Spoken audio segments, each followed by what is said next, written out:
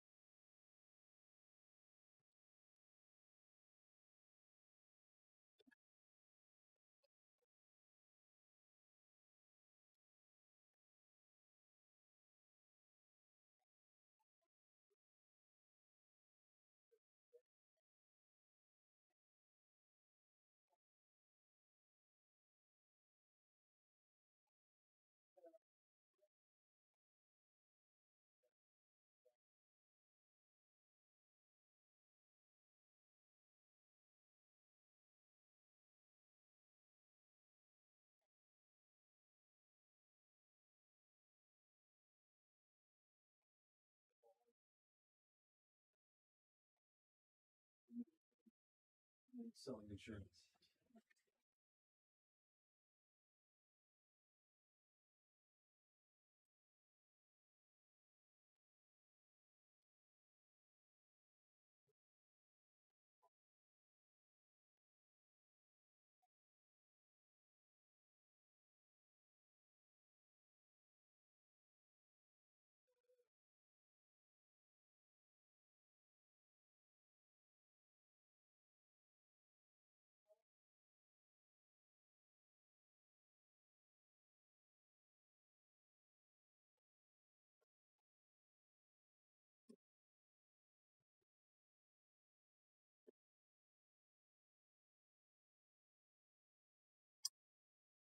Okay, welcome. We are live tonight playing Dragons Down again. So, I mean, I think this game generated enough interest for me, from me, and from folks watching also to sort of warrant another playthrough. So we're going to do that tonight. We're going to do.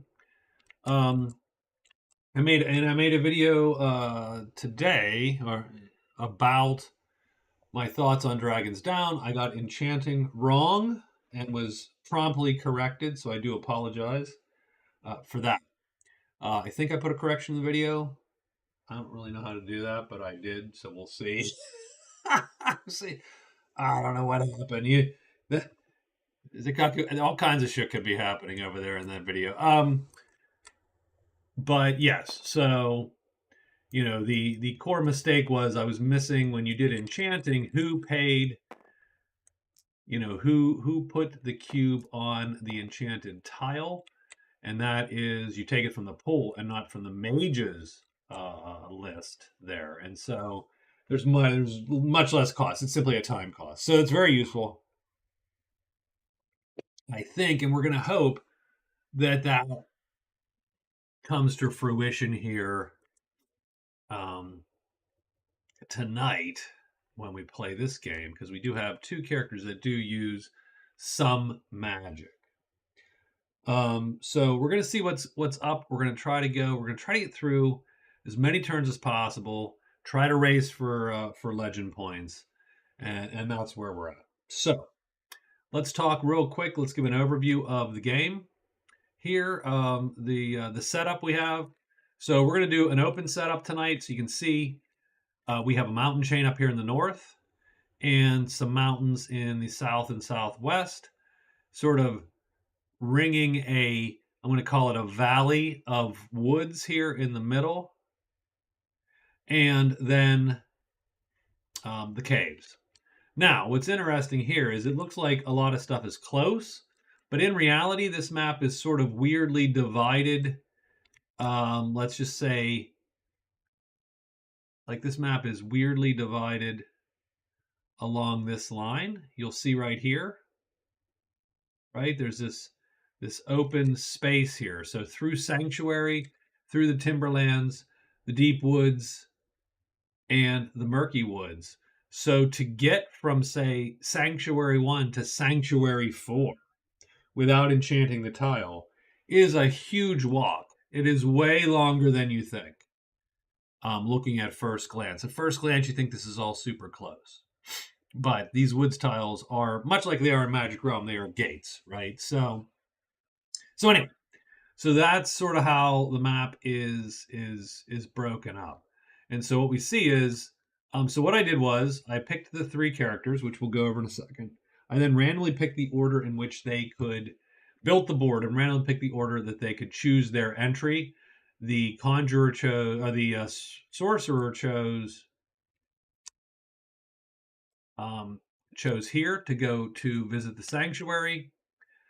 The knight chose to visit the mine, and the rogue was sort of left. And my rule was you could not start where someone else is starting, and you had to start at least 3 hex faces away from someone. I actually put then the rogue up here with the desire to get as quickly as possible, if they need to the keep using this walkway, that hidden walkway. So let's look at the characters real quick.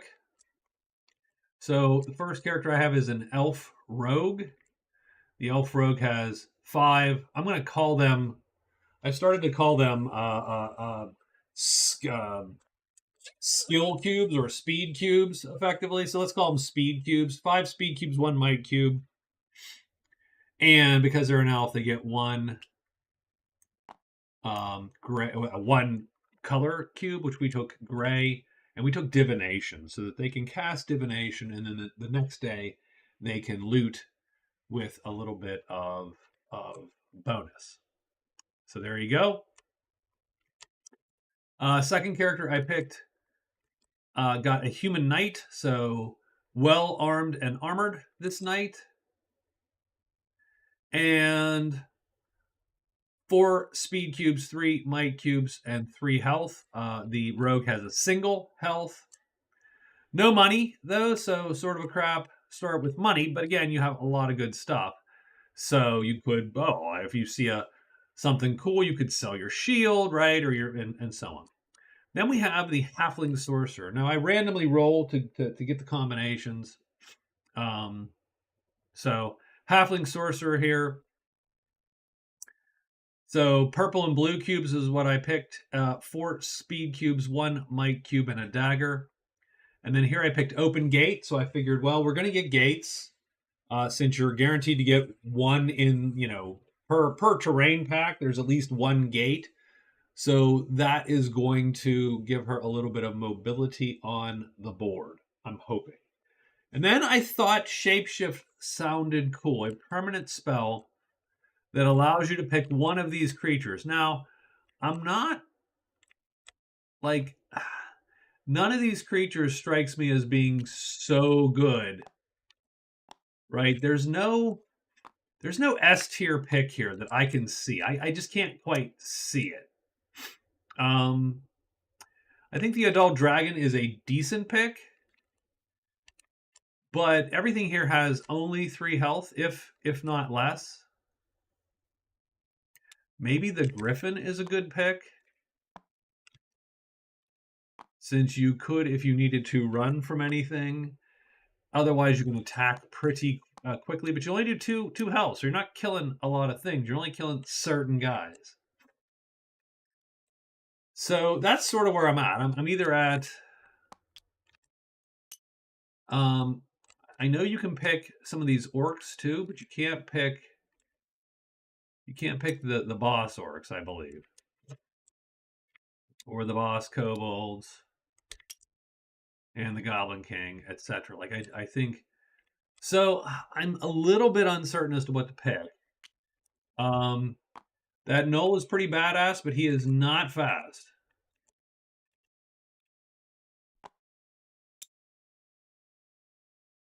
And there's nothing that sort of sticks out to me as being particularly tanky. There is nothing that sticks out as being particularly vicious. So it's a little bit unlike, say, Magic Realm, where you're almost always looking for that tremendous troll or always looking for that tremendous flying dragon. Those are the things that are going to win you the game, and you cannot pick any of the guardians. So you can't do that. And I don't think there is an absorb like there is in Magic Realm. So yeah, so this was simply yep. So there you go. So I think now I don't know what flying does for me, if anything. I'm gonna have to let me open the PDF here while I am here. Let me check out what flying does. That might make the choice for me a little bit, right?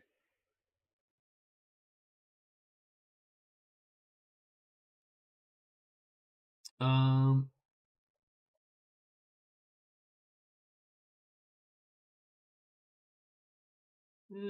don't know. So control. Give me 2 seconds. Fly. During move action, choose to fly. Each move costs 1 action, regardless of terrain. Heroes can move to any non-cave clearing in the current tile, or a randomly determined non-cave clearing in an adjacent tile. Heroes may never enter or leave a cave clearing by flying, and flying heroes may not take a hide reaction upon entering a clearing already creating with monsters. So yeah, that the flying does offer some advantages. So that sort of lends itself to picking the flying dragon. Ekted, hi, how are you, man? How you doing? Good to see you. I appreciate your commenting on the other videos, the last one with this. So here we're going to play again. We're going to play 3 characters and have them race for points, if that makes sense. So that's where I did shapeshift on the sorcerer here with the thought of maybe transforming into a flying dragon as needed, and using that as a second mobility and possibly combat. But keep in mind, I'm not like I don't know enough about all these times and all these stats on these monsters. Oh yeah, thanks, man. Appreciated your early feedback. I appreciate that. I like the game. I think it's okay. I think it's a decent game. And I don't know. We're gonna play again and see if I stick with that through the, you know what I mean? Like, see if that sticks with me, or if I go, I don't think I will. I think it has a little bit going for it, and I'm pretty interested for at the moment. So, right. So we got Elf Rogue, Human Knight, Halfling Sorcerer. The Elf Rogue has a divination spell. Let's get to it. Let's get through some turns here. So we're gonna shuffle these guys in here, and then day 1 we're gonna go Rogue first, Knight second, and Conjurer third. So the Rogue is first. So the Rogue is going to move. So that's 1 action right there, move, and we got to be at least a little bit copy and paste since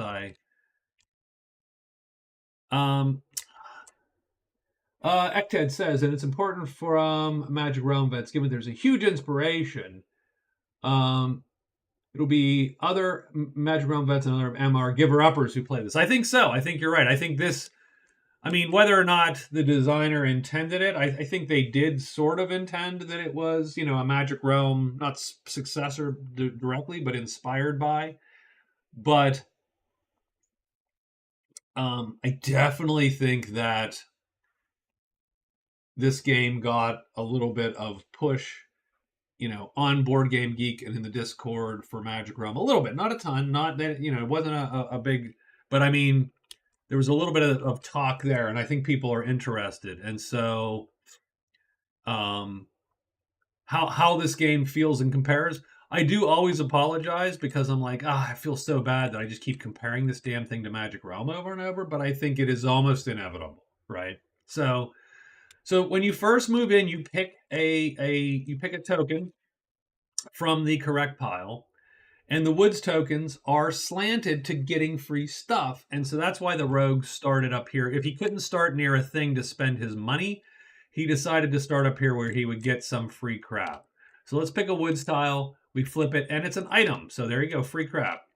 I don't love that as a rule, but it is what it is, and we're not making a change yet. We just played it once, so maybe later I'll come up with something to do instead. We got a leather helm, so we're gonna put that on.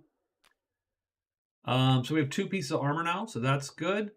So that's 1, and then I do think that he will continue 2, but that's gonna stop. Right, so 2, but then he has to throw 1 away because he only gets 3 turns this turn.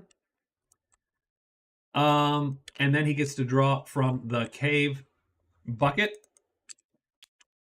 And that is a site. I'm just going to throw this, I'm going to put this over here. Cave site is the catacombs in 4, so nearby. So that's not bad.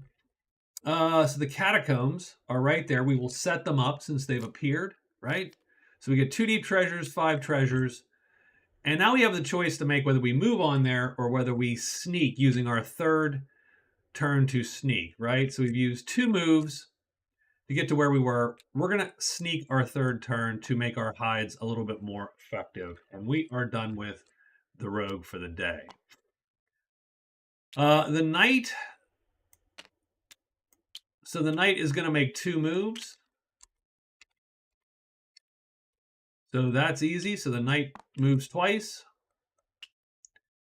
And, oops, well, I mean, I suppose they ended up the right spot, so that's cool. But since the knight's in a cave, he throws 1 away again, right? Because you can only have 3 moves in a cave. But the knight gets a move back whenever he's at a dwelling. So that's good for him. So what he is going to do, so as soon as he enters there, we draw 2 of these to determine who, if anyone, is at. So we get the astrologer and the crone. Okay. So we're going to put those here.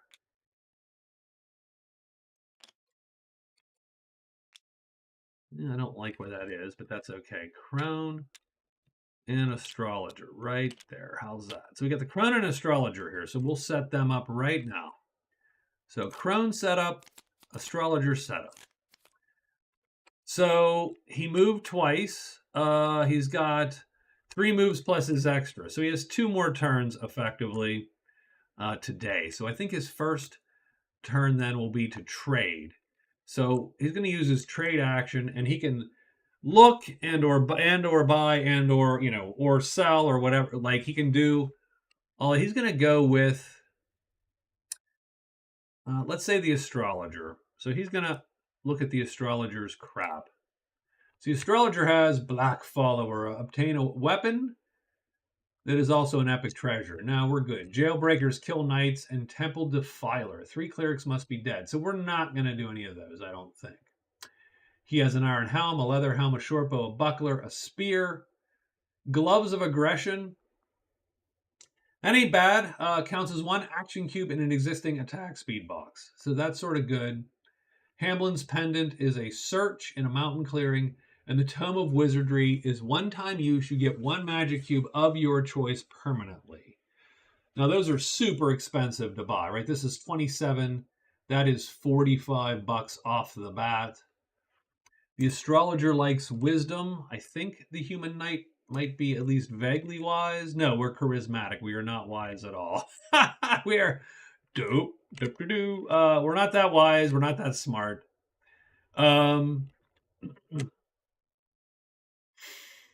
So haggling is probably not super in the cards, is what we're saying. So I wouldn't mind the gloves. I wouldn't mind even the tome you could take and start but that's fine. So I think we're just gonna that's his third phase as a trade. His fourth phase, which is his extra, right? He's gonna look at the Crohn's stuff also. So he will see all the things. Alpiner, enter a clearing on all 5 mountain tiles. Okay? Food nail delivered to the next civilization. And then Goblin Blight, kill the Goblin King. There's also 2 spellbooks here, a symbol of stealth, an elven amulet, which is a search in the woods, I believe, or no, a search in the caves. That looks like a misprint, but that's okay. I'll figure that out. And then symbol of motion, which is really good, $15. You get an extra move phase. Ugh. I don't have anything. I mean, I could sell my chainmail, but I'm not going to sell my chainmail. That seems like a loser. I would be tempted to sell the shield, but I won't have enough. So I'm just going to let that lie for now also. I think the night is done. And finally, the sorcerer goes. And so the sorcerer is going to walk into the ancient hole. That is going to give her a draw from the caves. That is a site, which we can toss and pull from the site pile, right? So you do mix all these up. So all the sites from the mountains, all the sites from the caves get mixed into one bucket. The shrine in 4. Okay. What does the shrine have? Where is the shrine? The shrine is in the woods pack. The shrine is 2 deep treasures, 3 treasures, and a wraith. Ugh. Wraith is not. The Wraith's a little bit of a badass, actually, to be quite honest with you. Pretty quick.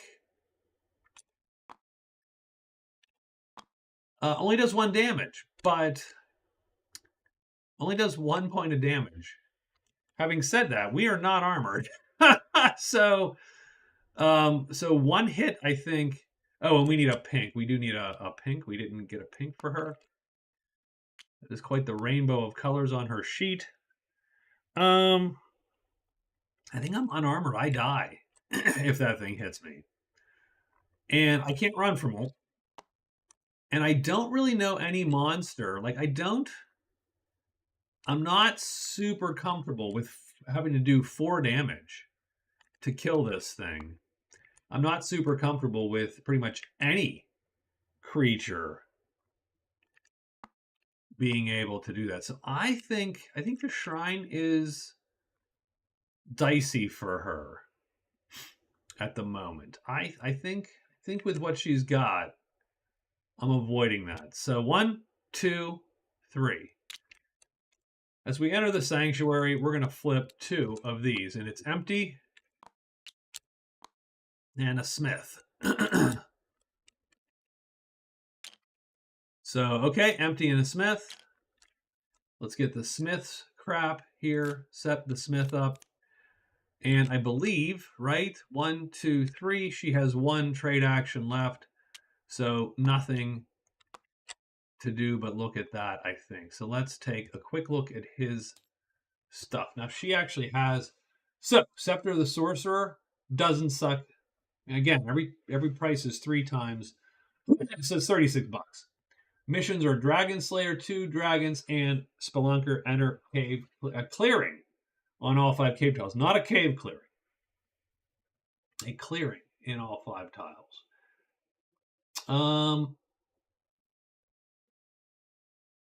Robe of the Chanter? Maybe. That is cool, for sure.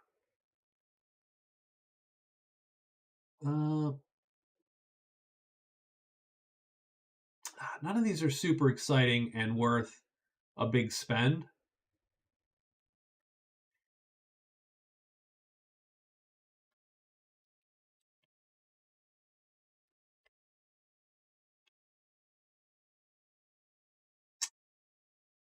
And though she could do this spelunker, it is a little bit of a walk.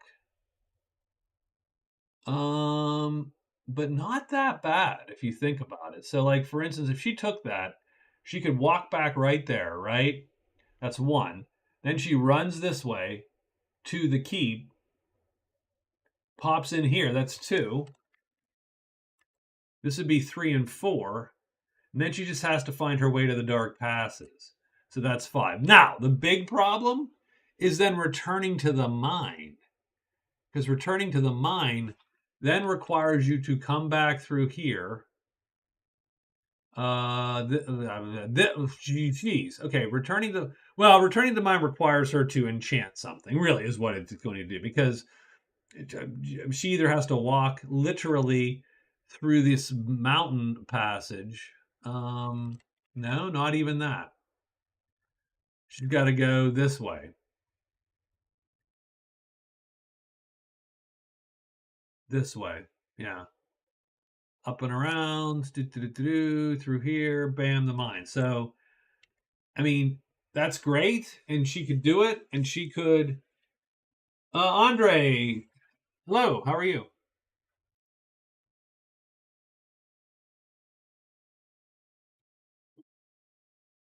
She could do that. I mean, I suppose I don't think you lose anything for dropping a quest. Um, I don't think you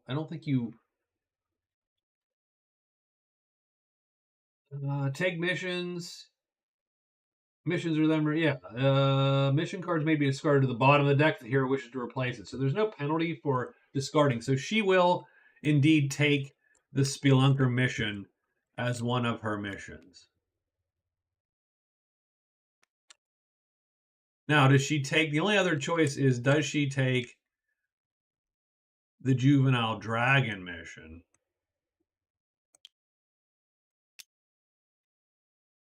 It's a little, and again, that's weird because those Juvenile Dragons actually on this side can do enough to kill the adult dragon. They're not fast enough to hit it. On this side, it's going to take a while.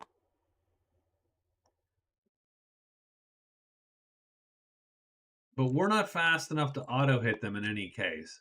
Yeah, I think that shapeshift is a little rough. Now that would do it, actually, but not on that side. No, and he only does 2. Yeah, he does 2. So 2's enough. 2's enough to kill it. A Griffin would kill the Juvenile Dragons fairly easily. Well, not fairly easily, because if there's 2 of them, if more than one. So, okay. I think, how about this? She will take it with the understanding that she might drop that one, because so here's her 2 quests, and that is her trade phase, and she is done. So we have completed everyone's move today. I think the only dude that's on a dangerous tile here is the rogue. So let's roll the summon dice, and then we will check to see how they look from the rogue's point of view. So from the rogue's point of view, now technically we do this in order, right? We do it the rogue first, the knight, but these guys are on safe spaces, so I don't have to worry about it. So we're looking for claws, nope, and we're looking for caves, and neither of those hit. So no monsters today, and we are on to turn 2. Done. So let's put these back in the bucket. I'm sorry these turns are taking long, but I'm trying to explain on the way. Andrej, how are you tonight? So okay. Let's rogue is first again. The sorcerer is second, and then the knight. So the rogue is first. I think the rogue heads to the catacombs. Now here's the thing with the rogue. So the rogue has a special ability, elusive. So that means that when they run from something, they can tie this movement speed, and then they get a roll, and that roll is about 44%. The problem with the bats is they are 4. They do tie him, And so getting like a bunch of bats is dangerous. I think we're still going to go for it though. I think we're going to try as we might here. So we're going to do 3 moves. 1 move to the catacombs. So he only has 3 today because he's in the caves. So 1 move in the catacombs. 1 search. And we're really hoping that this search pops. Because if it doesn't pop, oh gosh. Okay. It doesn't pop. So I think I'm going to back off. So this is one of the choices that I do like. I think this is a good choice in the game because the searches continue, right? Oh, oops, I'm sorry. This was not that. Hold on. Because so this is our search roll. We can re-roll this die. If we keep searching today, we can keep the hourglass. If we go and sleep on it and sneak, which would be the safe thing to do, this is going to go away tomorrow. I think today we're going to play it safe and sneak. Done. So that's his day, and he is done. The sorceress. I think the sorceress. So she checked out the smith. I don't think he had anything. Right. So, I mean, he had some cool stuff, but nothing. I don't think she's going to buy any of that. I don't think she's going to pop the shrine. I think she's going to have to back off the shrine. But what she does need to do is she does need to enter a clearing on all 5 cave tiles. So what she's going to do is she's going to move. And what I'm going to do is I'm going to put a little miniaturized version of her chit there. So I know she's been there. So that's 1, 2, 3. And she's entered a woods tile. So she gets to draw that. That is a treasure. So she gets a free treasure draw. Not a deep treasure, just a plain old treasure. And she gets a potion of might. So the potion of might is, I think, a one-time use. And she gets 1 red cube permanently. I mean, I don't think that's, I think that's fine, right? I think that's fine. And then she's going to sneak as her 4th move, and she is done with her day. And then she'll drink the potion tonight and just eat the potion. Although, having said that, it's worth, so that's a thought. So she might not drink it. It's worth 13. She could go back and sell that with $28 and have a shot at convincing the smith to give her the scepter, right? Oops. Okay. To give her this scepter, which I don't know, seems better. Or even that one is better just because it counts as a action cube in an existing maneuver speed box, which I think you don't have to play. I think you just have a cube in there, right? So one of her cubes would already be filled in. So she could have more leeway to play cubes in different places. Now, mind you, she doesn't have a lot of places to play those cubes. But she could max out her attack speed or whatever. But, so I don't know. I do not know.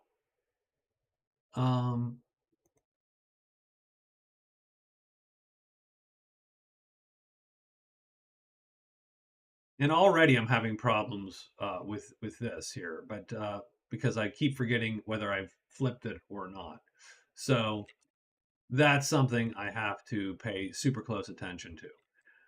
Nonetheless, so she's moved 1, 2, 3. She got a treasure out of here. She's going to sneak for her 4th, and she is done with her day.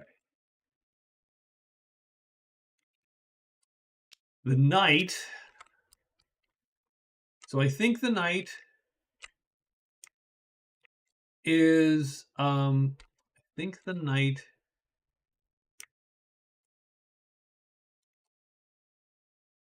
is done. I think he could do Alpiner, and the hard one would be here.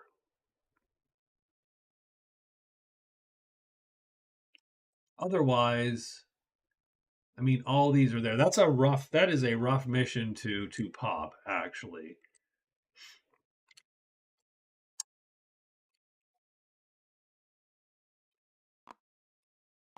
I don't know that I mean, he feels more confident about fighting the Wraith, even though the Wraith is fast, than, say, I think the Sorceress does.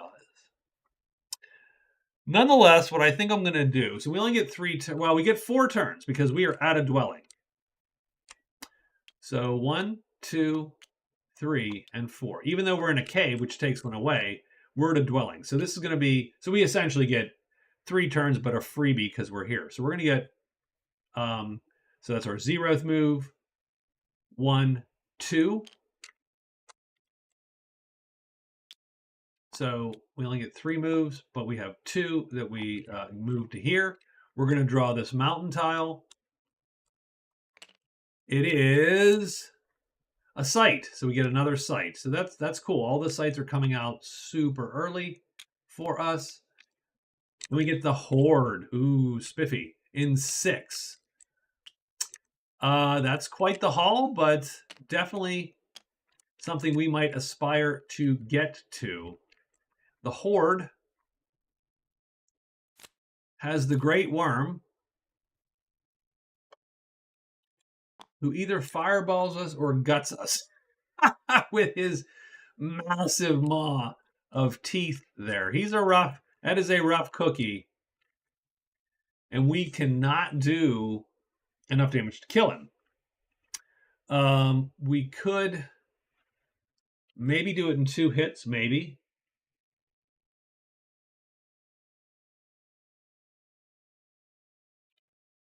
So that was 0, 1, 2, and we're there. We can't move up to there. So I do think we'll sneak again. So we will start the sneak process there. So we are done. So that is the day for the 3 guys. Oops. Oh, it was Rogue and then Sorceress. So now we're going to roll summoning. So we rolled a summon, and now we look at all the possible things that can show up. So that sort of sucks. So nothing there. Oops. Ah, geez. Okay, timeout.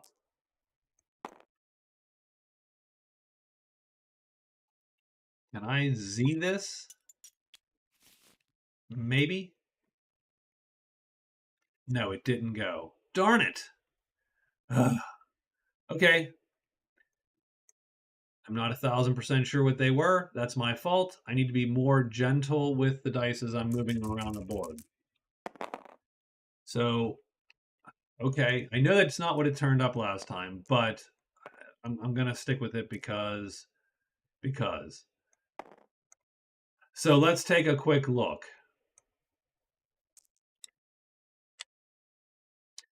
So I think that is nothing here.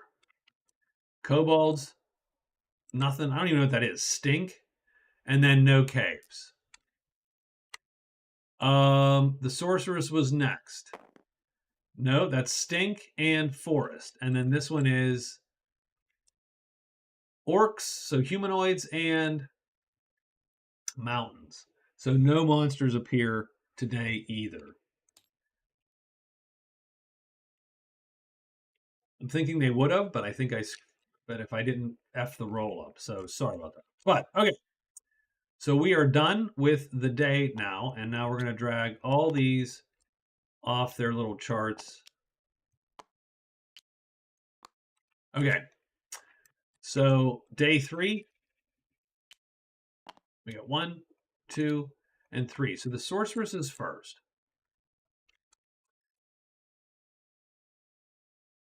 So I think we're going for this. I think what we're going to do, so the Sorceress is going to hoof it back. That's 1 move. So she moves. She is going to spend a trade action, and she is going to look at the Smith's stuff again, effectively. So, oops, darn it. So the Smith has some crap. Oh, and she did draw missions from him, so that's true. So I do need to get different missions off of him, and I think I need to get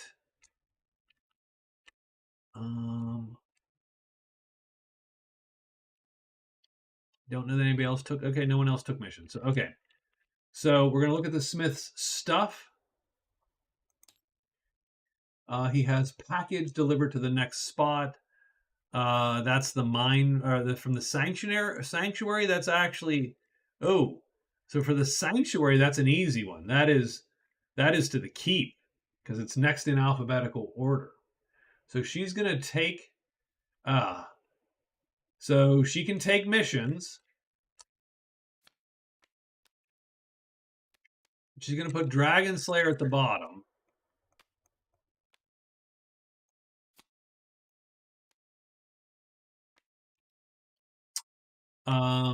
So she's going to take missions. That's one thing she's going to do for the smith. The next thing she is going to do is, because you can do everything once, right? One time. She is going to sell this to the smith for 13 bucks. So 28 bucks. I believe she can now try to buy this thing. She's going to try to buy the scepter for 36 bucks. She does not quite have 36 bucks, so she's going to have to haggle it down once. So the smith values charisma. Her charisma is 3, as we can see by the combination of masks here. Charisma, charisma, charisma. So that's 3. So she has to roll the haggling dice and get 3 or less on the worst die, because you always take the worst die. This is definitely 4. So that haggle fails. The smith says, nah, I'm good.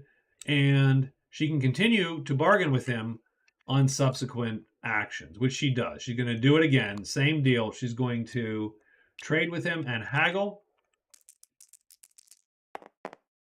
1. So that is a success. So the price goes from 3 times to 2 times. So 36 down to 24. So she can either spend 24 gold or she can try to haggle again to get it down to 12. I mean, her chances are big. But if you get the red door, you fail all the time. And so there's always the pressure luck sort of thing going on there. So the question is pressing your luck worth 12 more bucks?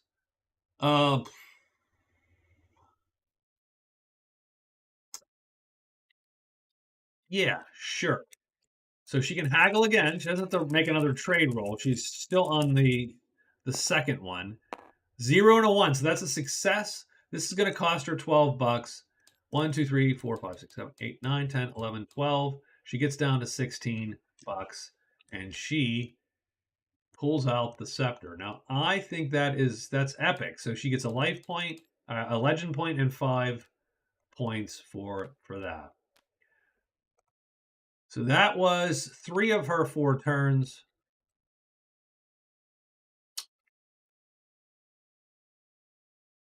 And I'm going to just give her the chip right there. So she gets the chip as long as that thing exists.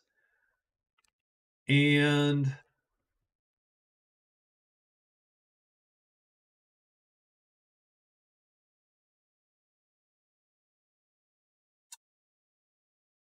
I am going to, does she have anything else she needs to do?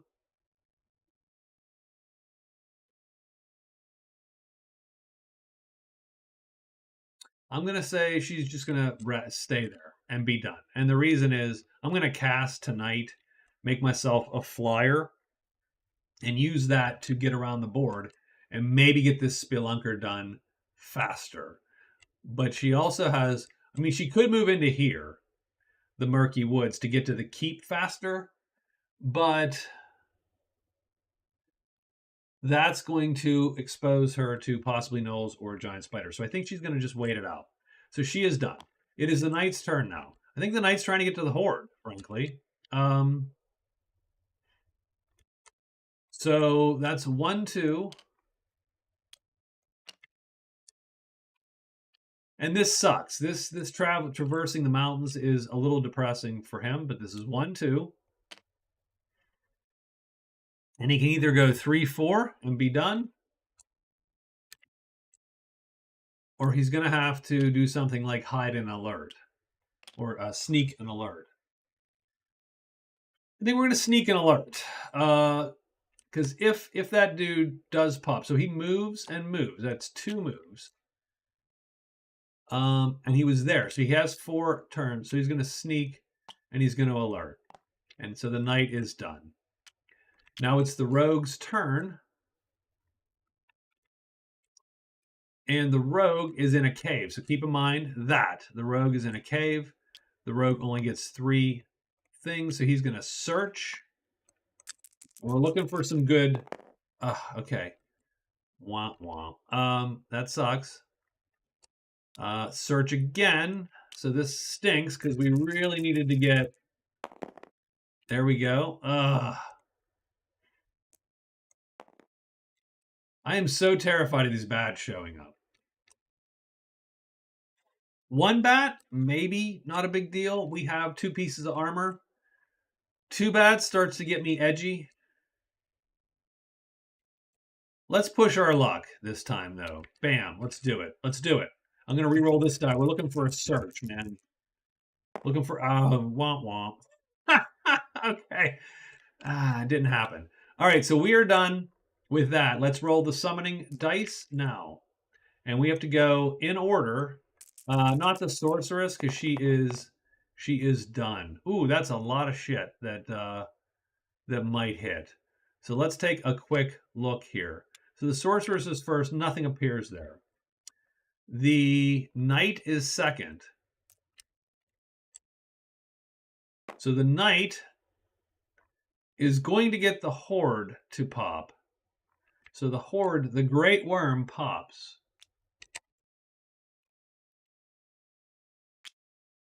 Now, I believe I don't know if this is true or not, but I do like the idea that he comes onto his thing first. Treasure site simple. Move all guardians in the train setup card or in the map top to the clearing containing the matching treasure site for that guardian. Yes. So, okay.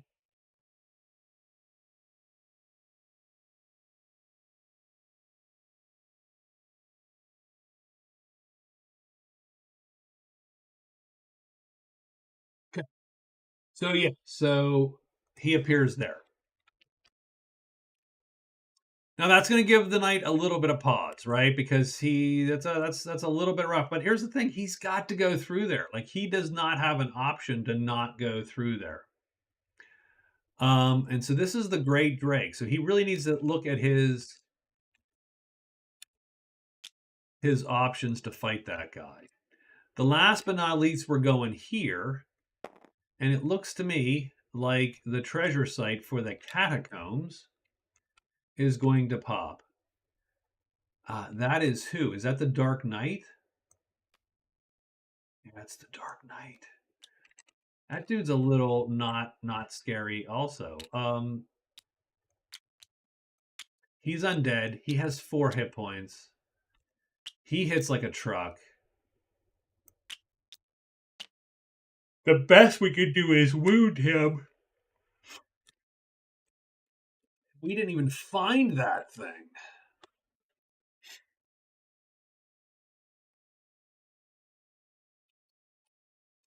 So here's the deal. Now we have to roll because the rogue is there and he is exposed. He was not hidden. It doesn't matter. He's in the clearing with this guy. So it doesn't matter if you're hidden or not. It's not like Magic Realm where if you're hidden, you're totally safe. He is hidden. He has to roll the hide. And what he's looking for is looking for 2 clear dice. No, he does not get it. So he is blocked by this guy.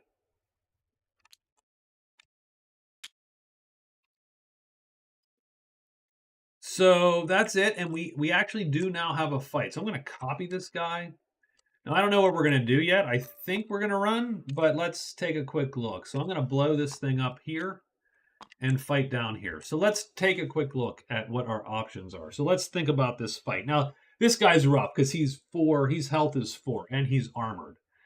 So there's a lot of damage we're not doing to him.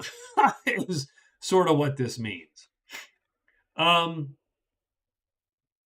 So let's pretend we're fighting. So we're gonna do does not count 100%. I'm gonna state it now. So let's work through the possibilities of this fight. So to hit him automatically, we need to play 3 cubes. We can only play 5 cubes though, so let's keep that in mind.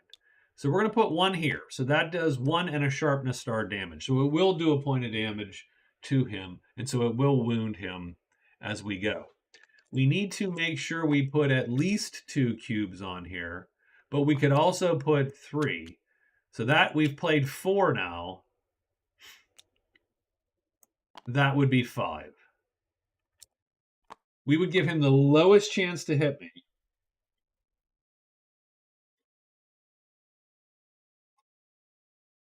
And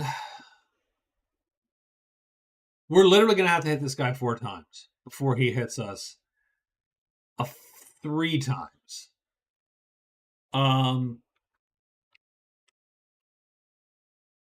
Because once he tears through this armor, he kills us in the next shot, pretty much. So, sure. Like I said, let's dice it out for giggles. I don't think we're doing it, but let's dice it out.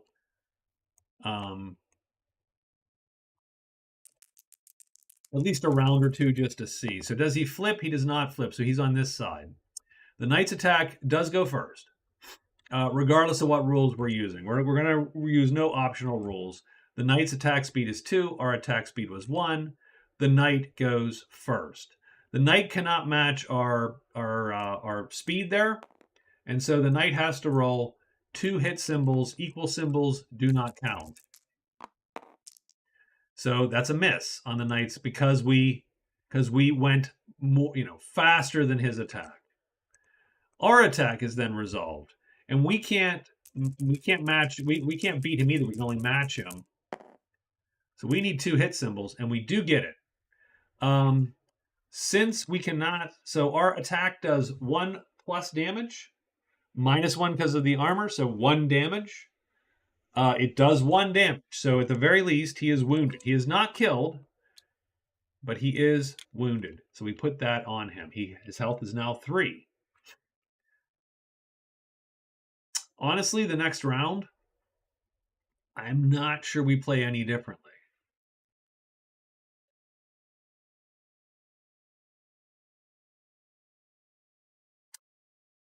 I mean, I'm not sure we play any differently. I think because, I mean, I suppose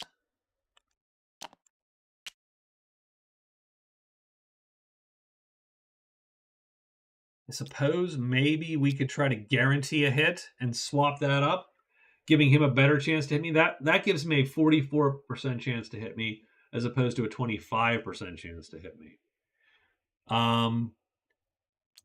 Whereas this gives him a 25% chance to hit me and me a 44% chance to hit. So we are still sort of above and beyond his capability. We are faster than him.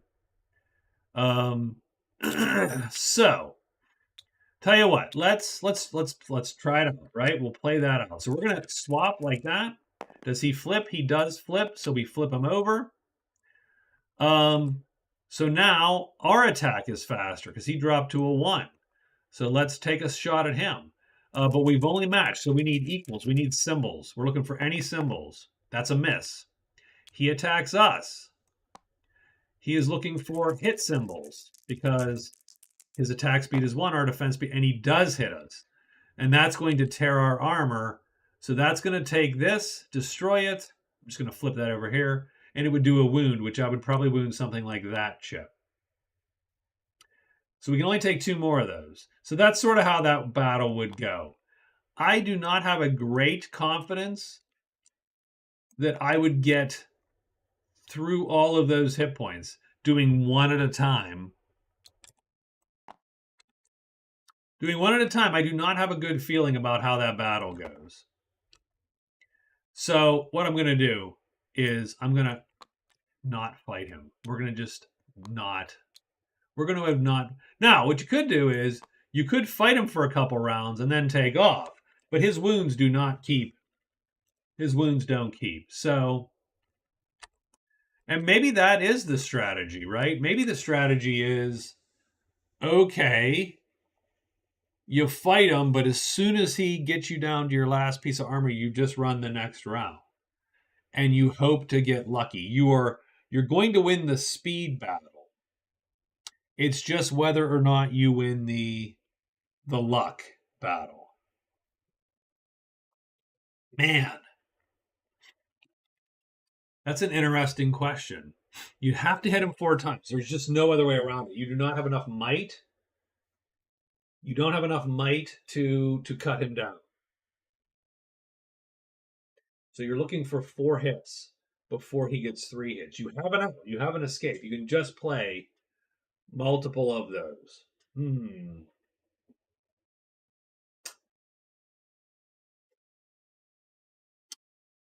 I'm going to say we're going to play it safe. So what we do instead is we're going to just play 2 move cubes in the evade phase and get out of dodge. And we're just going to be safe for the time being. If all of a sudden we decide, we can get up there, or maybe we get another might cube anywhere, for instance, would make that a 3-hit battle because we would be able to kill him in 3 hits instead of 4 hits. So I say we just hold off for the moment. So he runs, and that's the end of the day. And it's day 4. And he still didn't find the stupid catacombs, by the way. So, womp womp. Okay.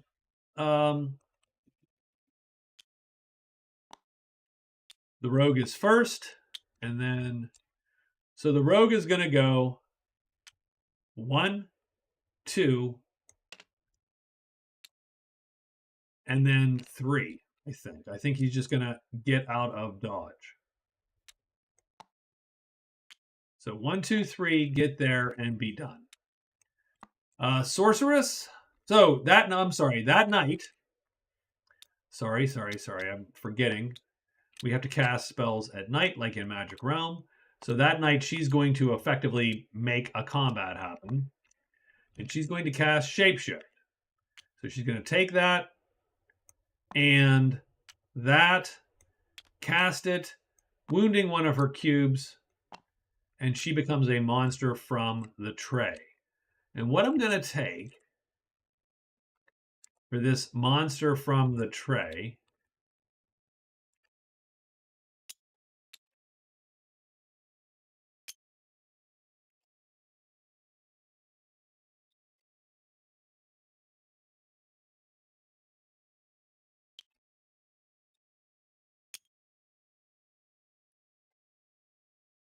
I'm going to take the adult dragon. I don't know if it's actually the best thing to take, but I'm going to take the adult dragon. We're going to try that on for size. So she is now shapeshifted into an adult dragon. So that is last night. And she had to wound the cube. So this morning, when it's her turn, she could energize that and start moving. And her goal is to get to the rest of these cave clearings, right? Spelunker? Yeah. Enter a clearing on all 5 caves. So I think that is where she's going to go. So she's going to fly here, which puts her in a random clearing in there.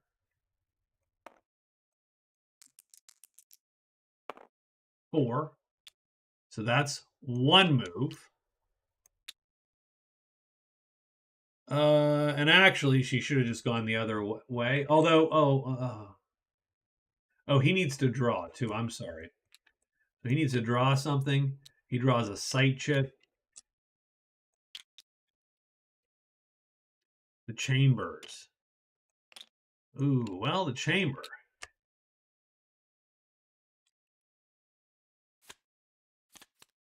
The Titan is in the chamber. Ooh, scary. So she goes there. So that's 1.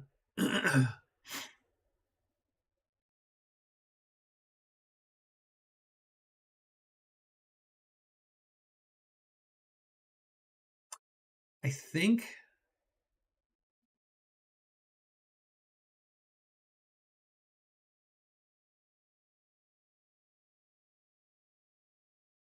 safest thing is to go here. So 2. That's going to put her in a random clearing there. 3. So it puts her in clearing 3. So 2.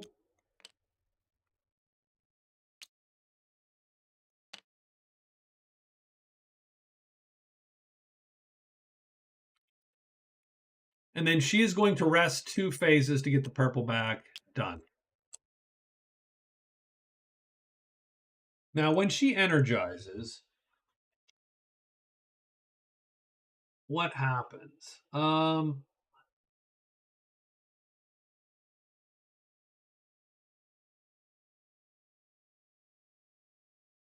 Permanent spells, when initially cast, it's active. Permanent spells are permanent spells.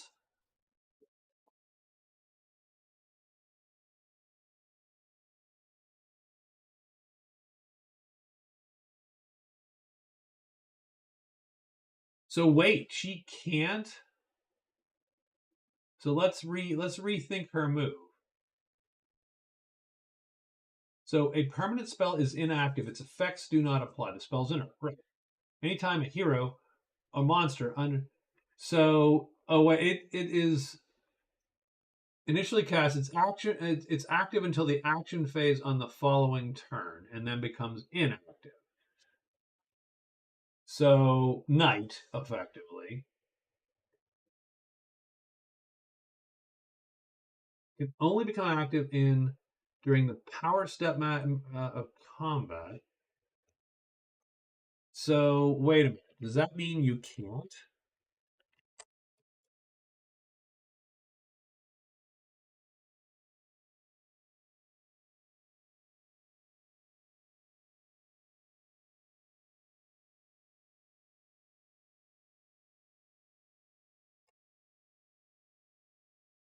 So okay, that's a tiny bit awkward. Am I getting that wrong?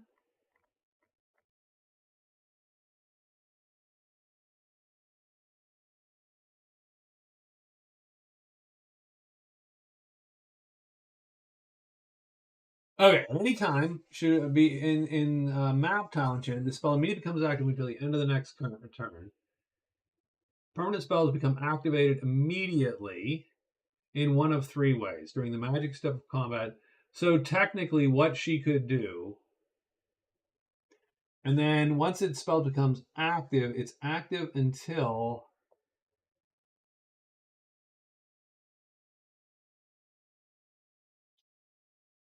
the end of the action phase of the following. Okay, so that makes sense. So she can do exactly what I had her do because she could have just powered it that night.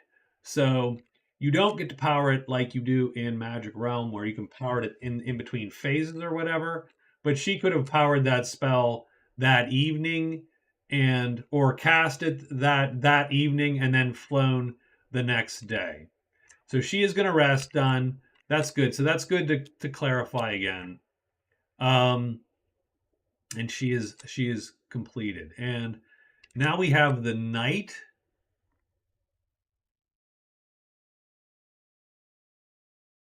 Who again is trudging up this damn hill. God, this is killing him a little bit. Like he's like breathing heavy. He's got a whole thing. That's 1-2.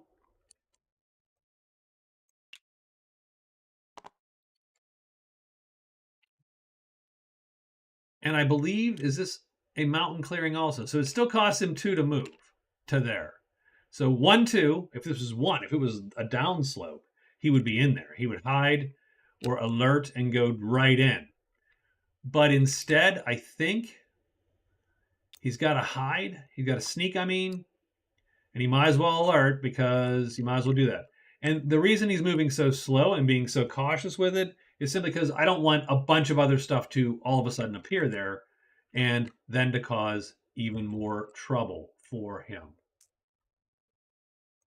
So, but I think that's it. I think everyone is done on turn 4 now. So now we roll. So we get weird bones, which I don't see on the rogues thing here. And I see whatever the spiky thing is. What is the spiky thing? What the hell is that spiky thing? Is that a goblins, dragons?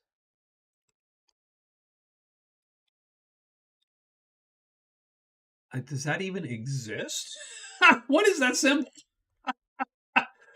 Can I just say that sometimes these symbols make no sense. I don't like that symbol in this case. I don't even know what that is, and I can't find it on the map.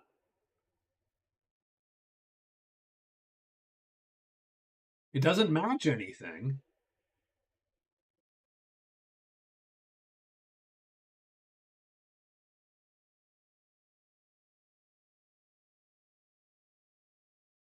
Treasure site symbol, monsters return, monsters move.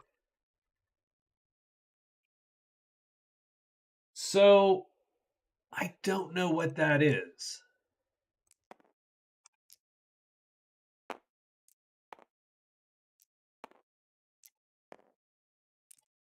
Unfortunately, I can't. I'd have to roll this die 1,000 times to get this thing to.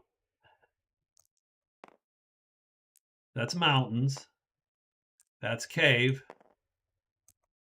Woods. What is that? Plains. Oh, we don't have plains. Okay, so we are done. Okay. Whew, that was a lot of work. Sorry about that, guys. That was a lot of work to get plains out of that. But nothing appears here, and nothing appears up here. So it looks like we are clean for one more day. And we get turn 5 out the door here. So, okay. Well, so now the only question I do have, when she activates that,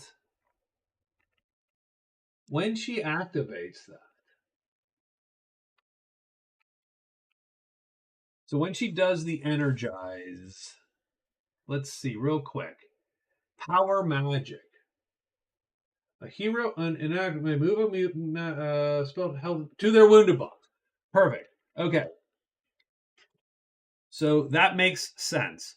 So when she did that, now she cast it. So when she cast it, she did it, and then she rested it. So she is done. If she wants to energize that tonight, which she does, she's got to wound it again. And so she wounds this to energize this for the next, for use the next day.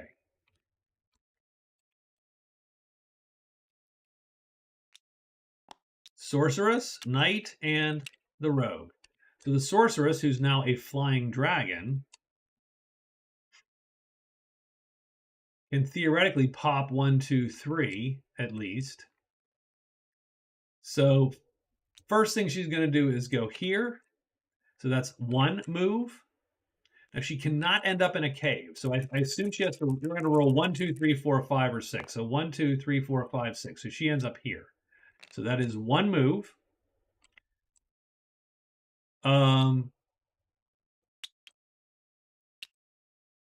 And she has to draw a cave tile there. So gate in 3. So she is on the gate.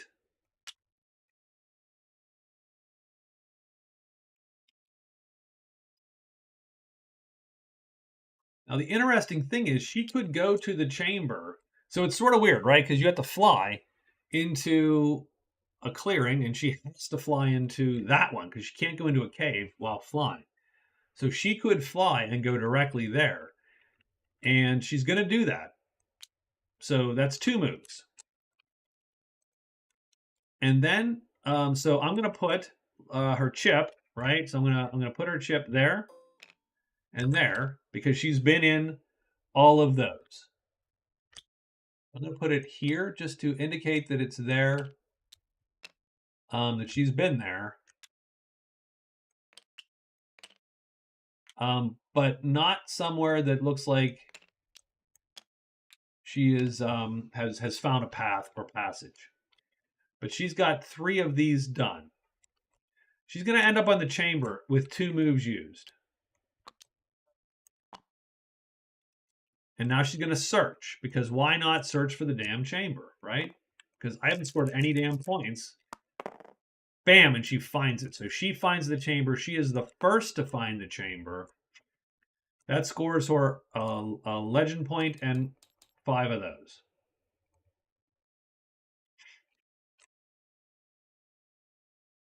Now, mind you, she should have gone to the keep and completed it, but I mean, we're busy. So orcs can appear, giant bats can appear. Giant bats are just going to wound her, but she does have a decent chance, I feel, of taking them out with fire breath, I think. Feels like she would.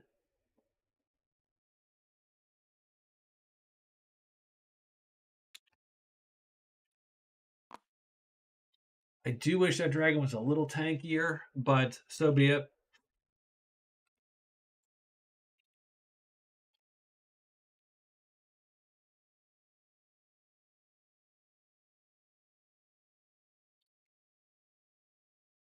So the question is, does she loot or does she hide? If she loots and the bats come, she can't run, and she's going to have to fight these bats. And depending on how many there are, and there could be bats and orcs, I'll tell you what, she's gonna hide. Her last move is hiding. Sneaking, I should say. So she is done. 1, 2, 3, sneak, and she has completed her turn. The knight, the knight is going to sneak just in case. Now, mind you, he's going to do these 2, and then he's going to move in. So he wants to be able to play that 6 cube, and he moves in. The dude is a little bit annoyed, I think, that she took his thunder here, but he's going to try to he's going to try to find this bad boy anyway. So he's going to roll search. That's 1. He's going to continue to search. Bam. So in 2 searches, he finds it. And then he's going to loot the damn thing. So 3rd is going to loot. So haha to the sorceress. So this is the chamber, which is right there. So let's roll these loot dice. So the loot dice just tell us which of the treasures we pick. Unless we get 2 grabby hands. If we get 2 grabby hands, we get to actually pick one of the first 3 treasures. We picked the 5th treasure. So, unfortunately, it does not have the really cool Magic Realm feature that I can hit a button and grab that treasure only. I wonder if we can draw. Nope, we just draw, deal. Can we just take the 5th? Nope, I don't like that either. Nope. Didn't like that. What happened? Don't like it. So, okay, let me do 1, 2, 3, 4. We take the 5th, and we're going to put these back in order.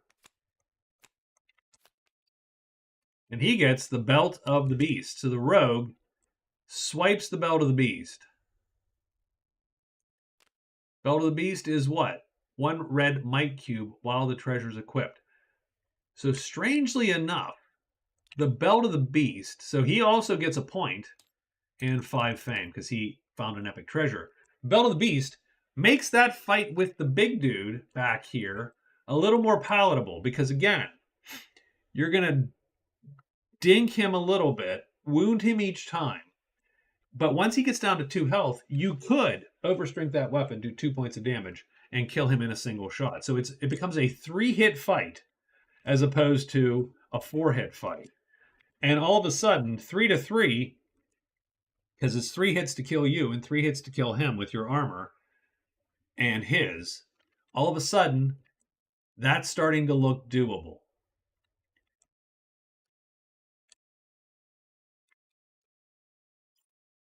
Wow. So, orcs I think I can run from. I am going to not hide and loot again. The bats I can't run from, but I'm hoping to get not a ton of bats if I get bats. I get the 4th treasure. So 1, 2, 3, 4th treasure, and then we put these back in order. So he, symbol of rest is a free rest, right? Free rest action that doesn't count. So he pops a couple good treasures. That is not epic, so he doesn't get any points for it. Done. He is done with his turn. Everyone has completed their turn. It's time to roll the summoning dice. So let's take a quick look.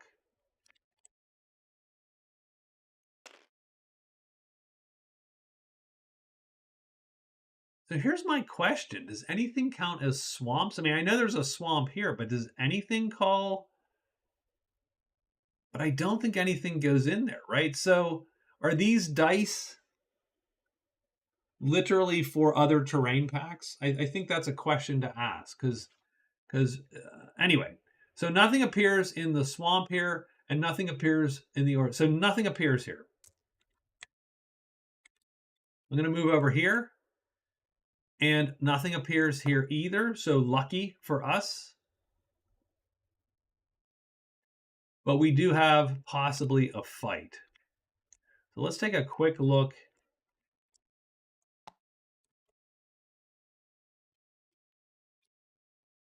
Can the knight make this battle work? Let's take a quick look if the knight can make this battle work. So the dude has a fireball that's going to suck a little bit. Potentially that's 2 damage plus. So 3 damage possibly to us, which is going to bust. It's going to wound our chainmail, right? It's going to damage the chainmail and then possibly break the chainmail.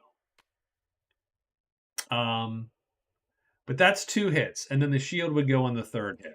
If he flips, yeah, he's freaking dealing a whole bunch of damage. He breaks everything. So we actually don't want him to flip literally until we're down to our shield.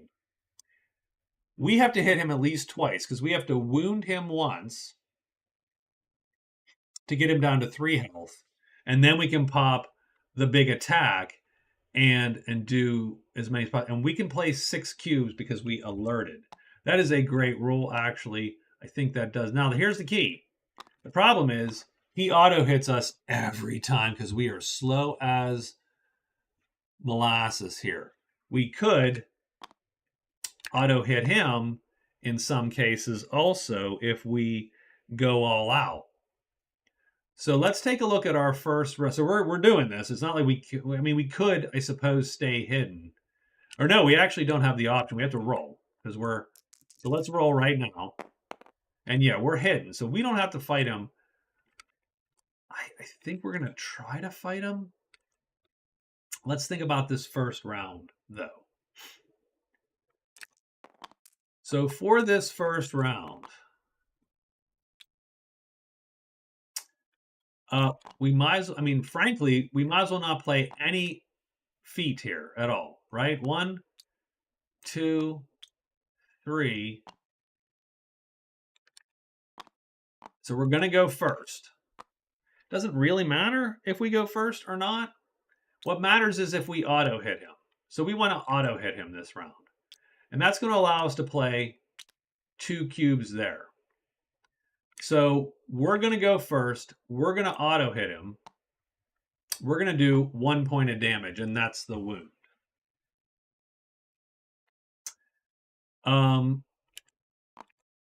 Hopefully he stays on this. I suppose we'll use our shield to defend. We have to know that ahead of time.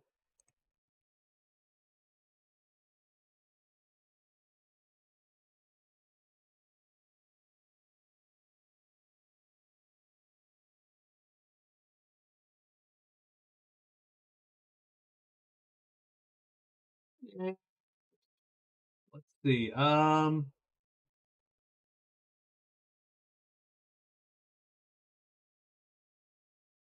I suppose I assume that you do, right?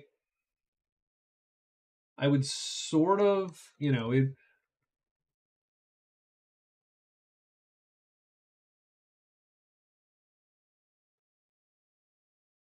is armored, blah, blah, blah. Hero armor card. No, it looks like I can choose when I take the damage, which is nice because that gives me a little bit of leeway, right? So, okay, I think I'm playing like this. I think I'm playing 4 to swing and guarantee a hit, and then 2 here to guarantee. So I'm going to do 2 plus damage, so 2 and a sharp star of damage. That's going to reduce to 2. That doesn't do us any good, but it doesn't do us any good. But what it means is that, so we're still going to do 1 point and a wound, right? So done. So let's go. We're doing this. So that's our round. Let's see if he flips. This is sort of important. I think I would like him to not flip. I don't know the range. So he does not flip. Our attack is 4 speed. We go first. We auto hit him. We do a single point of damage. We wound him once. Done. He is going to auto hit me with the fireball. He does have to roll the range dice. And I'm hoping. So the fireball is 2 plus plus. Is crazy. It's crazy damage, by the way. it is not great for us. Because we're a single target. I'll put that right there for now. So 2 plus plus. So what we're hoping is to reduce this. It says plus 2 and plus 2. So it's going to do 2 plus plus plus plus, right? So 6 points of damage. So I'm going to use my shield to block it, and that's going to destroy the shield.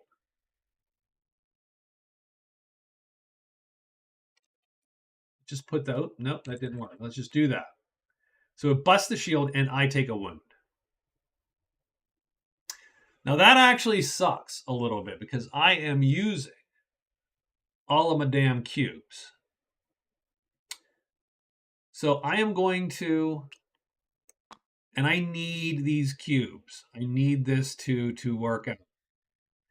My option is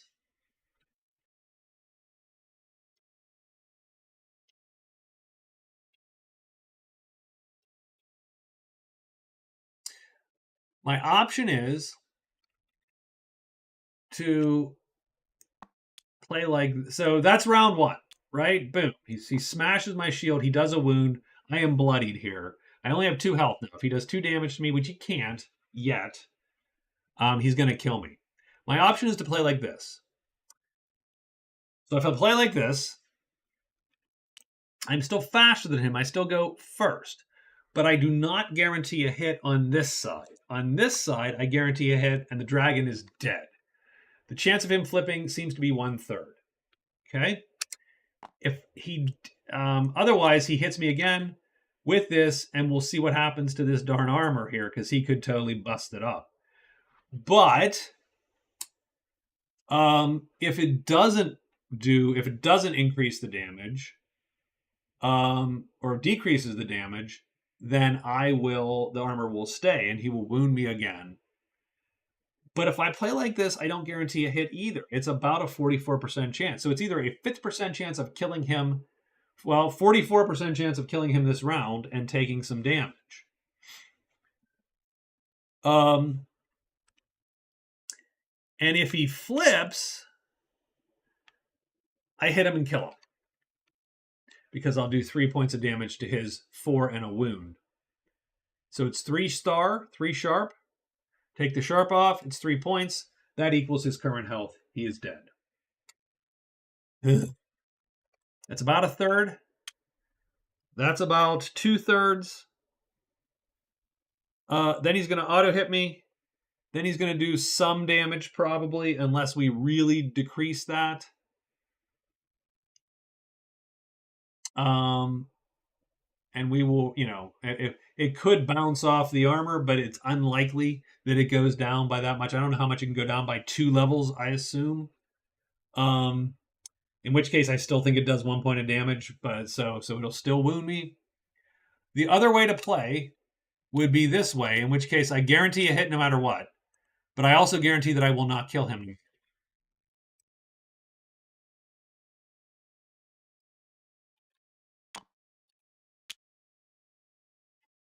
Guarantee a hit.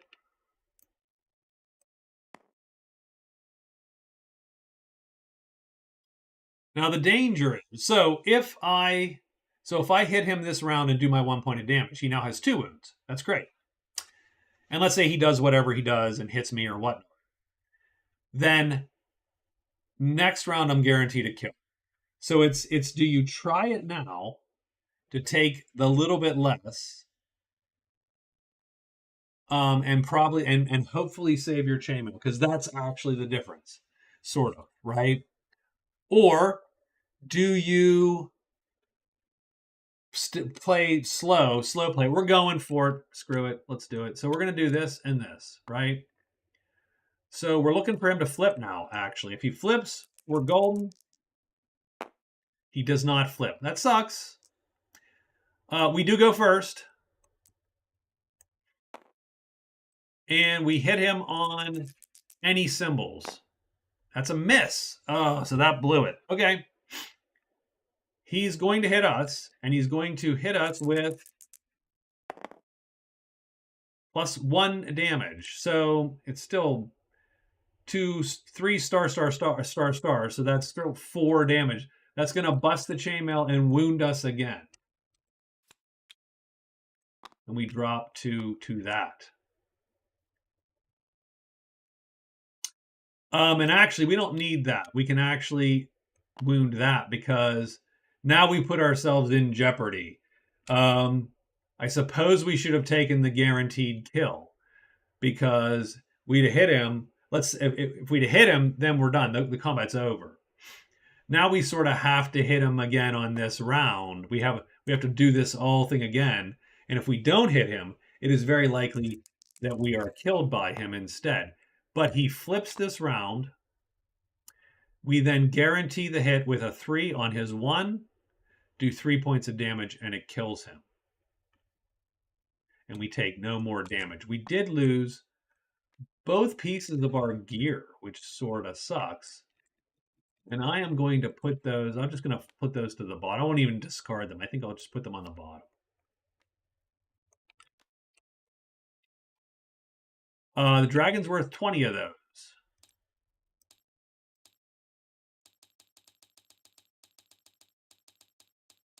Probably misplayed that.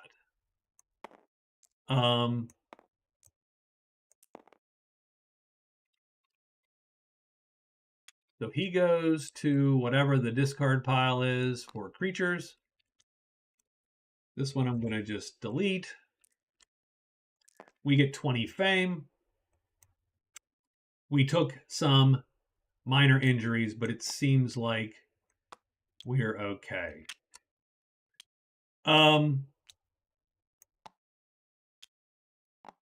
So strangely enough, it turned out exactly the same either way we did. We just had more risk on this one because of how we chose to go about it. And we could have gotten the reward of not taking of keeping our armor, because we could have killed him the other the second round as opposed to the third round. So I think that's it. I think that's it for the day. And we are good for turn 6 now. The knight still has dragons to worry about, unfortunately. Or not juvenile dragons to worry about.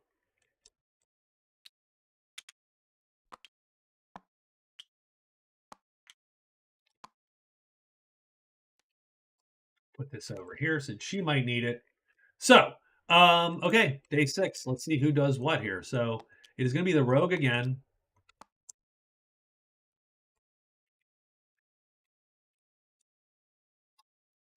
The rogue's feeling pretty good, I think, right? The rogue is feeling pretty good. There's still 4 treasures in there. So I definitely think he is going to take the time to loot, not search, but loot the treasure pile again here.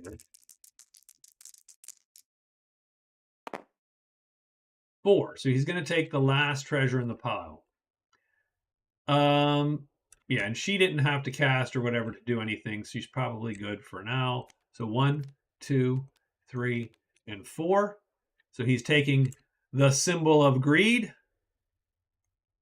which is going to give him an extra loot. So he's going to loot again for free. Takes the third treasure in the pile. 1, 2, 3. Holy crap. Mithril plate armor. Now, he can't wear that.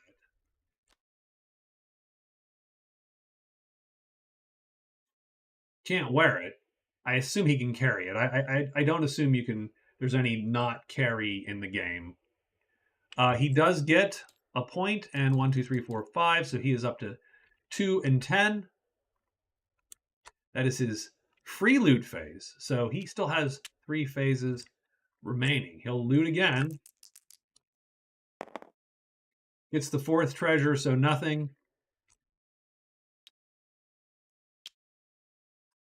And then he has 2 phases, but if he moves into the cave, he's going to search.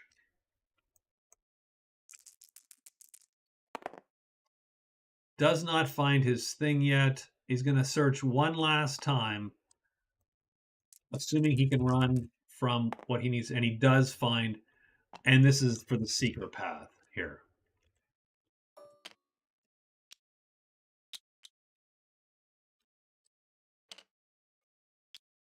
Right? So there you go. That's his day. The knight, oof. Okay, well, the knight is going to search because he's trying to find that darn hoard. And he might as well. And he does. So he gets a life point and 1, 2, 3, 4, 5 fame because he's found the hoard. And he's the first to find the hoard.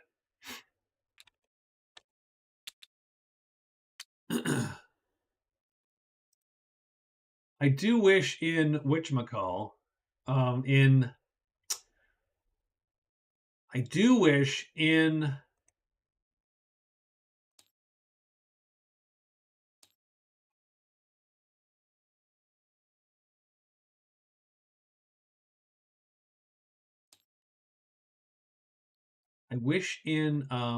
in the tabletop sim, you could just very quickly add to this image and just put something on it, like put an X on it to show that it's been found by someone and no one else can get the points, right? Like that would be super useful. I'm just gonna put something on there.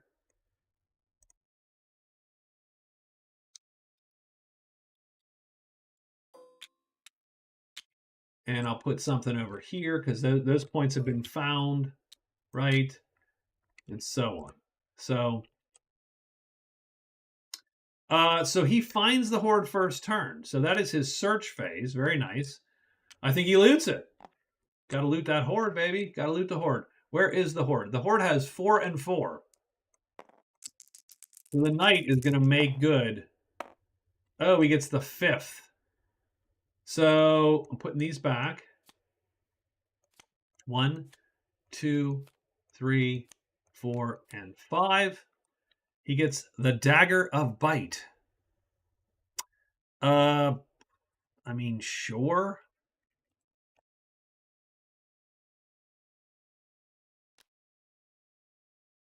I suppose that gives him an option for fighting. So strangely enough, he can do, similar damage now with a single cube. So I sort of like that for him a little bit. Now he can't overstrength it. So it really depends. It's situational now all of a sudden. So that is that is his second turn. This is his third turn. He's going to get the third treasure, so that one, and he pulls it, and it is the Cloak of the Gale. Garb of the Gate. I can't read. Epic treasure, move to any gate as though connected by a path. Sure. He gets 1 and 1, 2, 3, 4, 5. So he is in the lead now with effectively 5 points to 3-3.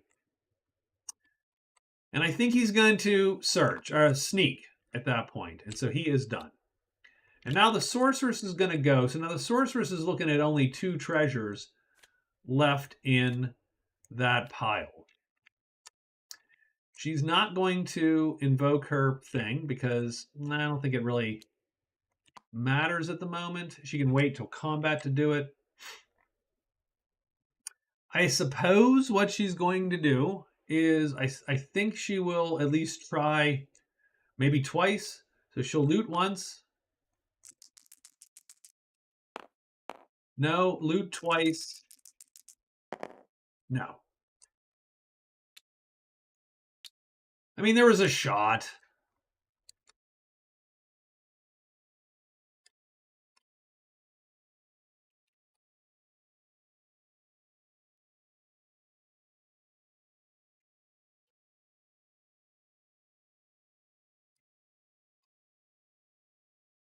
She's going to loot 3 times and then sneak.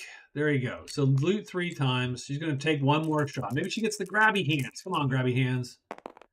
2. She actually gets the second treasure in the pile. And that is the Cape of Alteration. Wow, okay. So Cape of Alteration. What does the Cape of Alteration do? Might cubes may only be placed in attack speed or maneuver speed boxes. Brown cubes may only be placed in action. So she's going to go 1, 1, 2, 3, 2, 3, 4. There you go.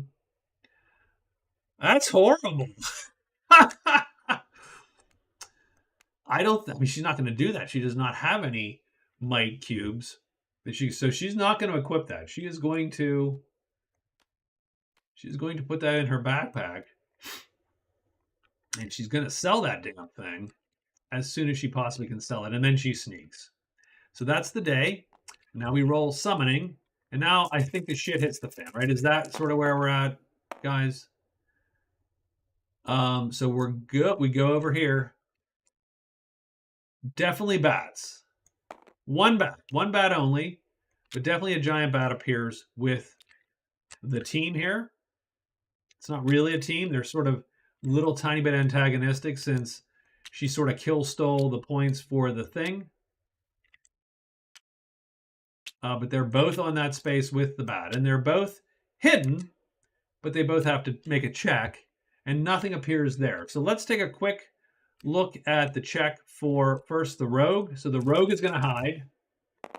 And he is. And the sorceress fails. But the sorceress is a halfling. Halflings are absolutely stealthy. She can re-roll 1 die. So she's going to take either of these dice and re-roll it, hoping that it turns like that. And it does. And so she is still hidden. Now, a giant bat. A single giant bat. I'm guessing isn't scaring either of these guys.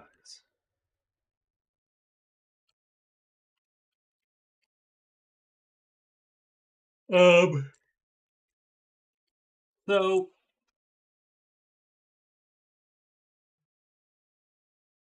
oh, you know what I'm gonna okay. Well, I got freezing cold coffee left. I've left this to freeze. Let me start my water. Okay. So both of these dudes are hidden. They're here. We got a giant bat here. The bat's super hard to hit, but not necessarily super hard to kill, but super hard to hit. We have armor. We definitely could fight this guy. The sorceress could make the call to fight him too. And she could even make the call to fight, but she is a little less, like she's not going to fight him, not in dragon form, because he could pound her into the dirt here in dragon form. So I think she is going to, now does she, let's see what the, so challenge. So literally one or both of them could decide to challenge the bat. I'm going to say both of them decide to challenge the bat. Done. So they both become unhidden. The bat now attacks one or the other of them. Now this is crappy because, so first off, we're going to copy the bat. And we're going to put copies of the bat both places, even though it's only one bat. And you might say, well, why do you do that? Well, because I got to see what the hell's going on. So we're going to make that big, bat there. We're going to make him big, bat there. And so the question here is, who does the bat attack? It attacks 1, 2, 3, or 4, 5, 6. So either the rogue on a 1, 2, or 3, but it's going to go after the sorceress on a 4, 5, or 6, which it does. So the bat challenges the sorceress. The sorceress powers magic. Done. So she is becoming the guy right here. She's going to go for it.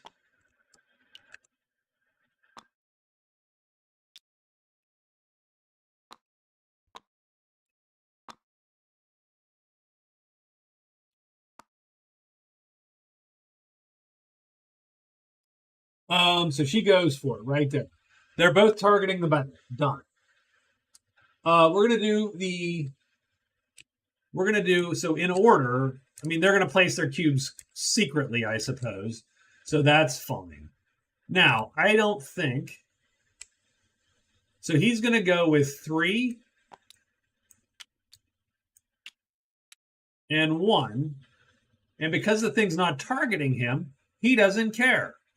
Right? So he's good to go. Oh, and one of his loots was it's fine. So anyway, so he's good to go. He's going to target just like that. He's going to play these 4 cubes, bam, bam, bam, like that, and he is fine. The dragon plays the cubes exactly like this. She gets a choice of this side or this side. I think she's going to pick.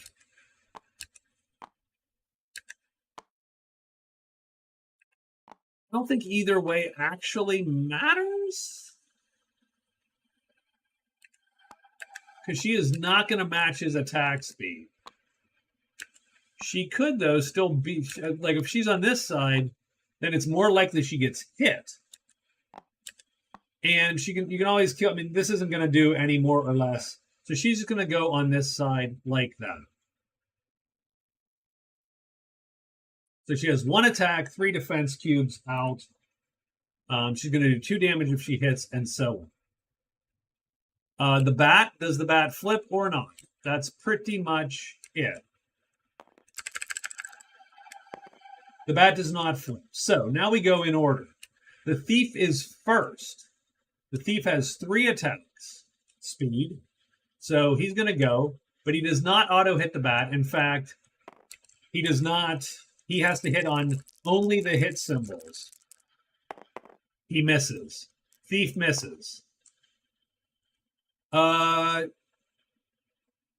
This is equal and tied, so they both hit each other at the same time.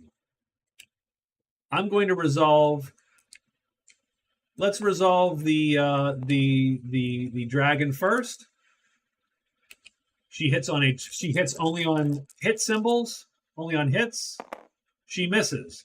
The bat hits only on hits. The bat misses also. Everyone misses. That's the first round that nothing happens. And we are back to the beginning of the round. And indeed, now, does the bat possibly switch its target or not?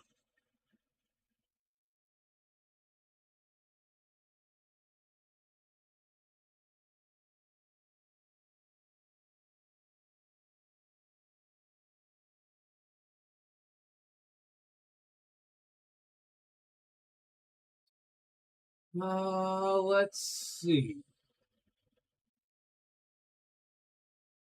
I don't know. I suppose that's it, right? Does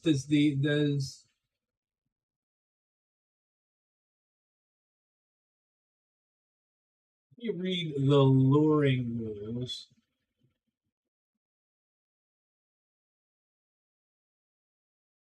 No, okay.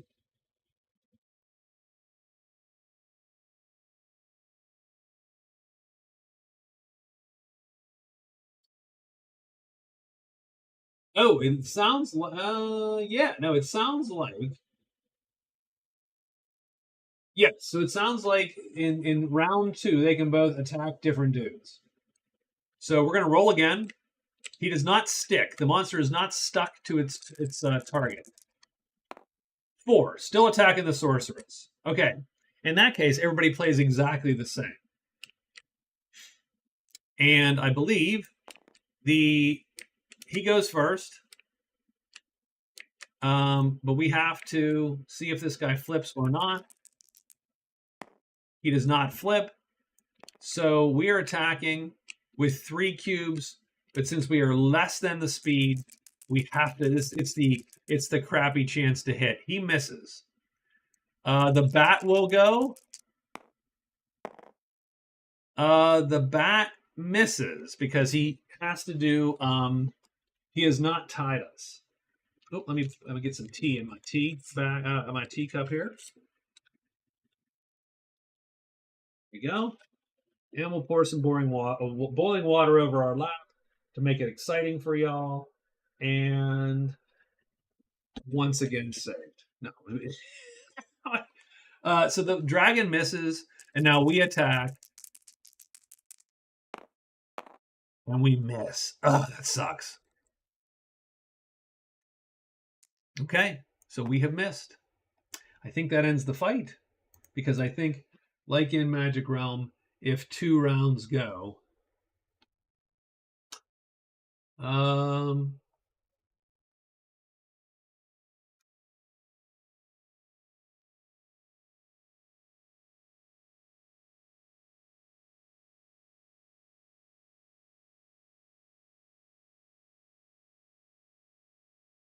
that should 2 consecutive rounds of combat occur without any hero monster taking a wound or dying.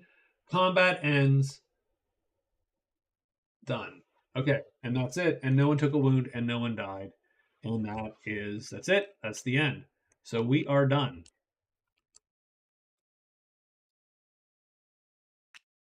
So really, she just, having said that, wait a minute. Wait. That's not true. That is not the second round where nothing happened. So I am going to take that back. The first round,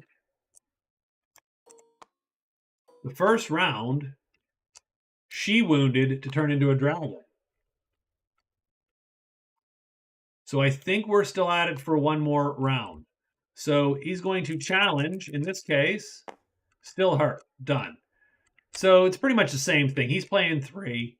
But we have to see if he flips, because if he flips, it does change the math for the rogue. It does. So, geez. Okay. First off, why is this not locked?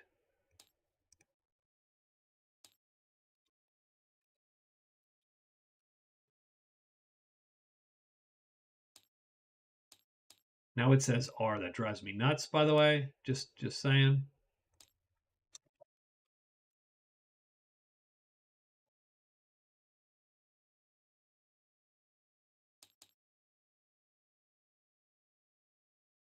But okay. Anyway, he flips. So now the bat flips. Now the thief has matched his defense speed with his attack speed. So the thief hits on all symbols, not just the hit symbol, but he misses any damn way. That's too bad. The bat goes first now. So the bat gets to hit her first, but only hits on hit symbols and misses. And now she's going to take a crack. And she misses, and then the combat ends because it has now been 2 rounds.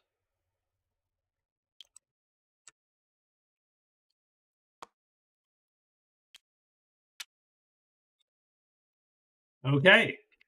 It's going to lead us to day 7.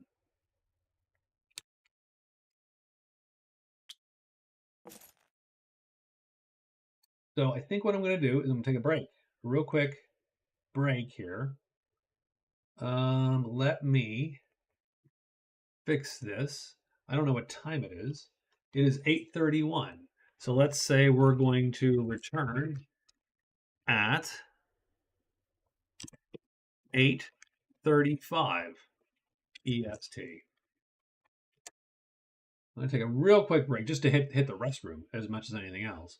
And then I will be back then to start day 7. So it's about 2 hours a week. That's a little surprising. I thought it'd be quicker, actually, because sometimes these terms seem to just blow by. But I suppose a lot's happening. I have to think about it. Let me hit the restroom. I'll be back. Let my tea steep.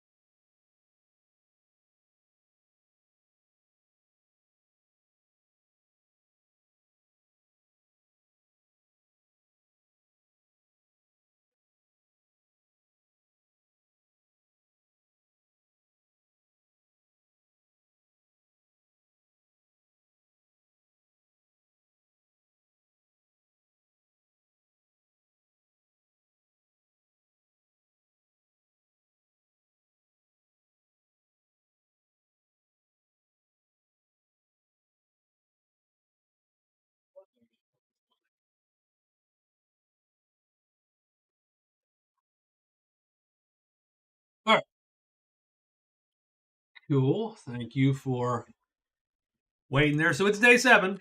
We're currently at this score. So we have 3 and 15, but these guys, the knight is ahead. Now, mind you, he paid for that quite a bit. He paid for that with all his equipment there. So he definitely needs to figure that out.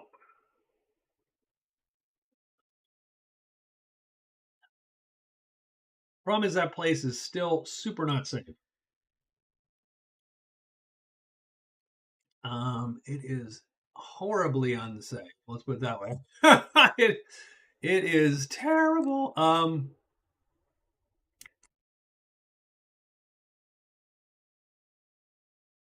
But okay. So anyway, day 7.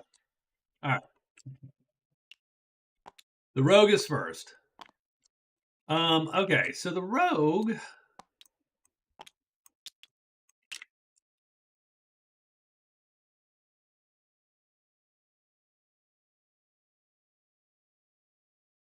Although, let me think here. So the rogue, there's 1 treasure left. The question is, does he try to get it? And if he does, no,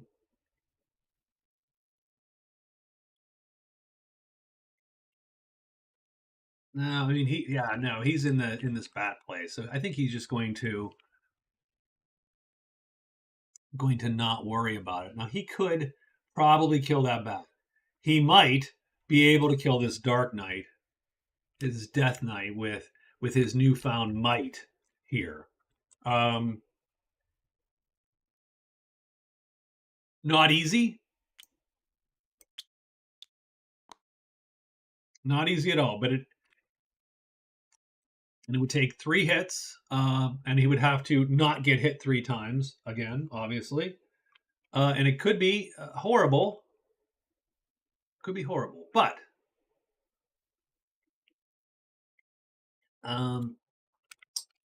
or the other so the other option is to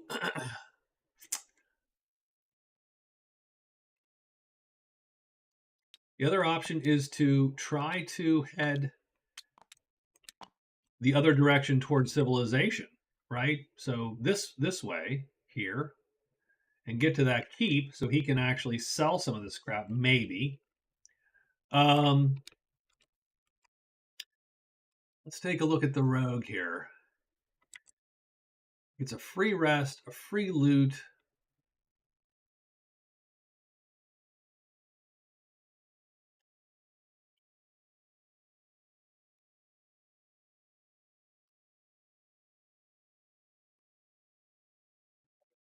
I think we are going to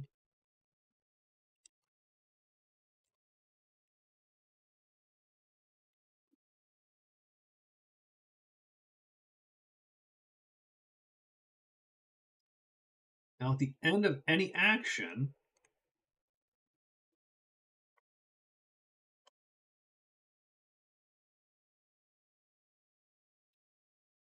I believe at the end of any action, right?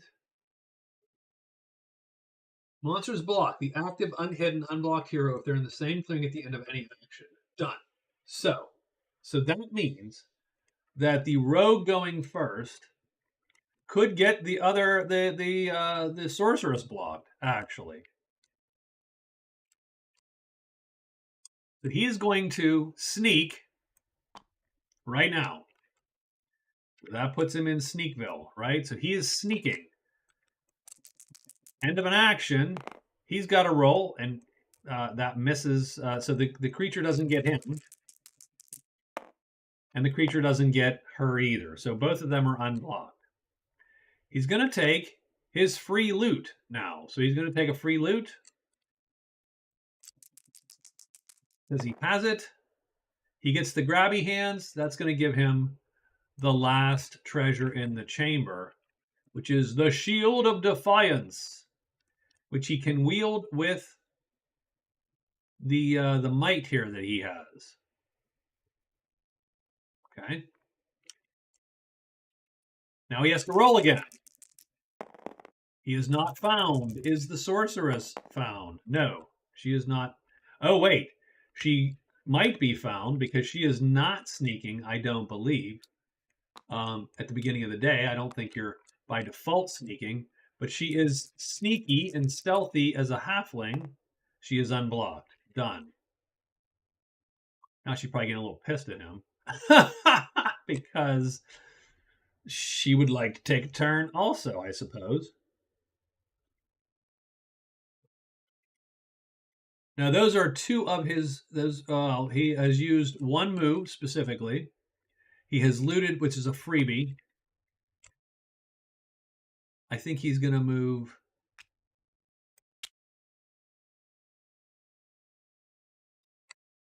Do you go for this guy? It's an epic battle for sure, but do you go for him?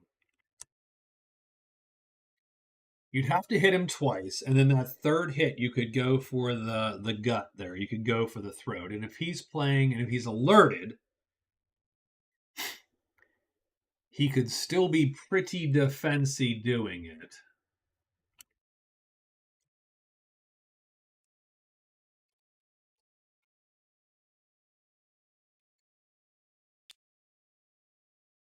And that gives him access to the catacombs. On the other hand, right now, he's carrying a lot of crap. He's carrying 26 bucks of crap that he doesn't need.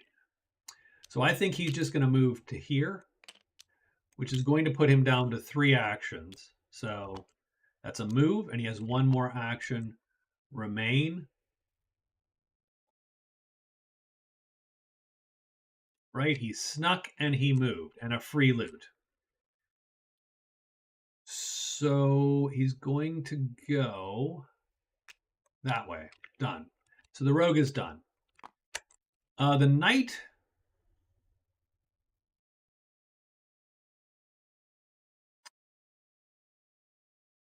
would certainly not mind getting out of dodge also. 1702, hello. How are you? It's been a while, sir. Been a while.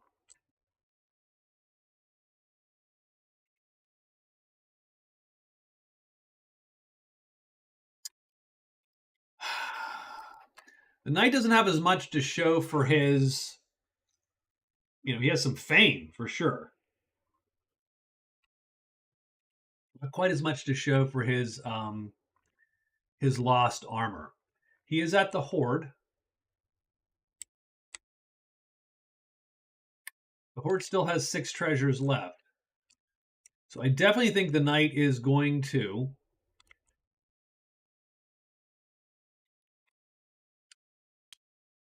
try to loot up here. So we're going to loot and hope for the best. And he gets the 4th treasure. So 1, 2, 2, 3, and 4. And then he puts these back in reverse order. And the knight gets the Alchemist's Mixture. Oh, okay.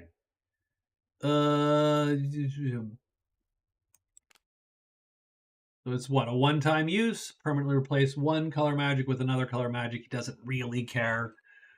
All I'm looking for is cash to possibly use to sell and get his stuff back, to get some armor and whatever back. So that's one loot. Let's go 2 loots.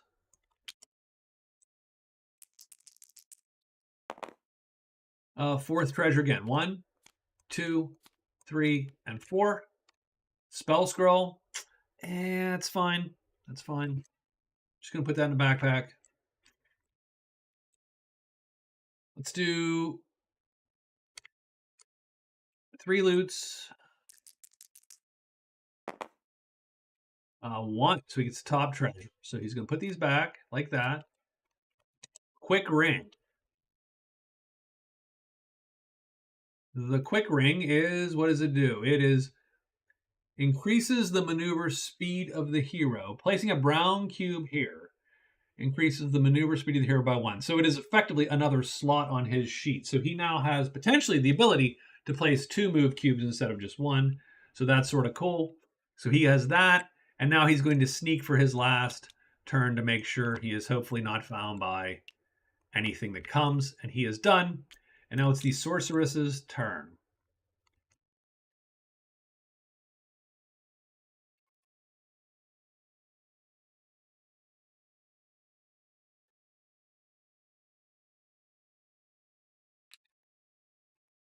So the problem with the Death Knight for the sorceress is simply that it can kill the dragon form in one shot. So she's probably not going up there at the moment.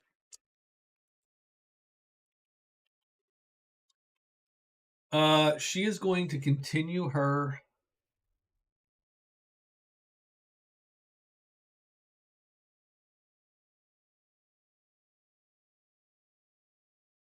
I do think she continues her plan.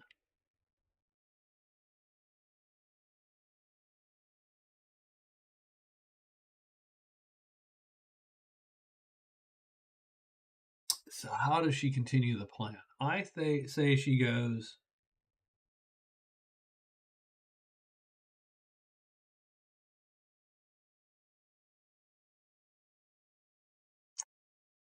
Now, as soon as she touches the cave, she only gets one. She loses that move.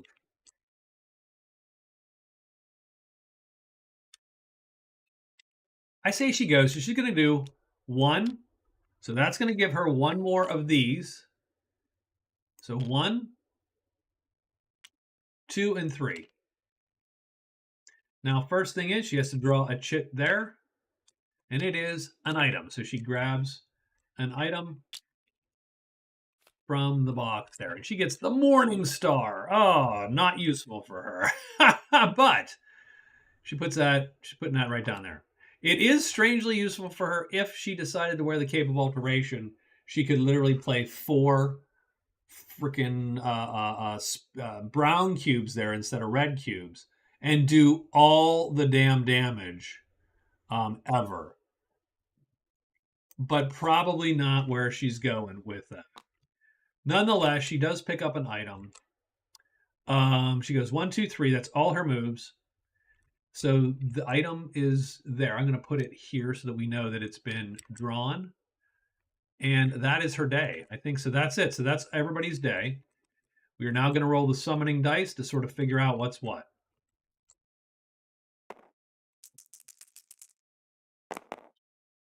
So we've got Forest and Stink, I call it. So nothing. So who's first? The rogue is first. So we do get giant spiders in the forest. We get a single giant spider in the forest. We do not get anything here because none of the symbols match.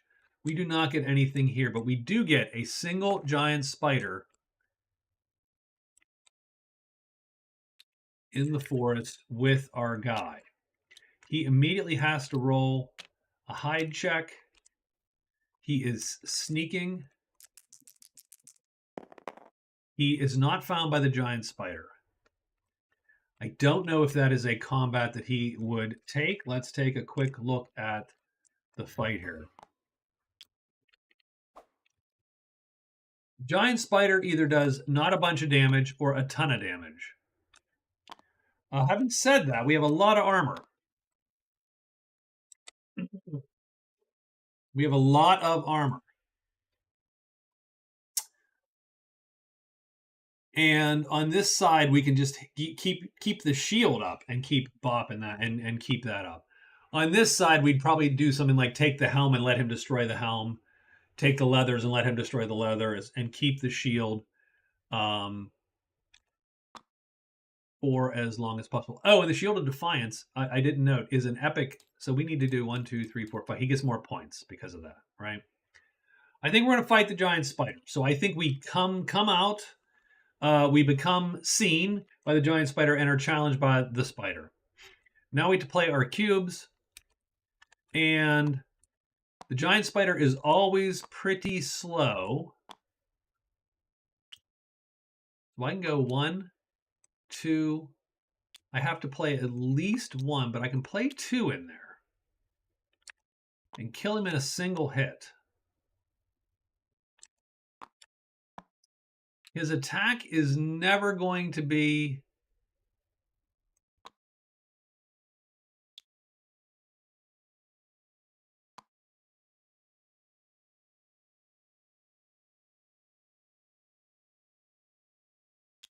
I can take one off of here, so that means I'm not going to kill in one shot.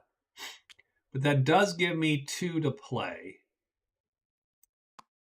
And so I'm evading him, right? So this is the evasive way. He will never auto hit me. I won't auto hit him, but if he does happen to flip,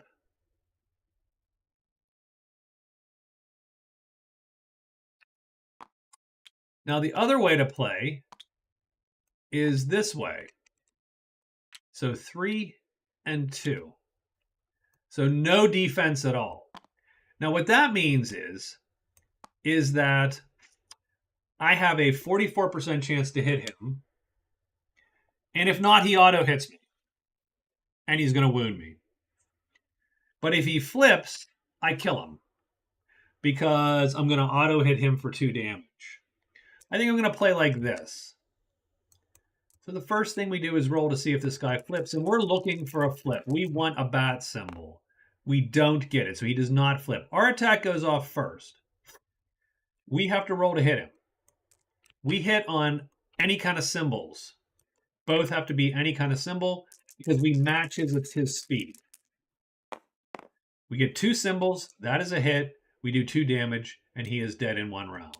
Done. 1, 2, and 3. We get 8 fame. 1, 2, 3, 4, 5, 6, 7, 8, up to 23 fame. And we are starting to roll a little bit there. And I think I delete that one. And I think this one goes to the bucket. And that's the fight. That's day 7. So now it's going to be day 8.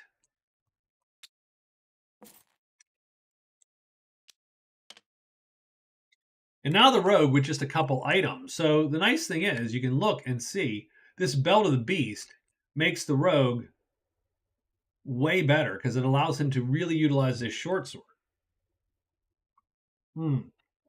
We didn't have to play like that. We could have played a single thing and done 1 in a sharpness star. So we overplayed that a little bit. But nonetheless, okay. I think what we really need to do is get the damn... I think he would sell this for 20. He would sell this for $20 if there was anything to get there. Let's see what the turn brings though. Let's move everybody's cubes back.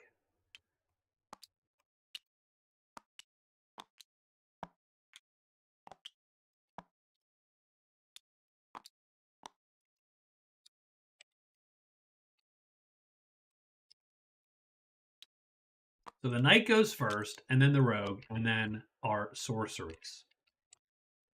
So the knight still he has 3 treasures to drag out of there. The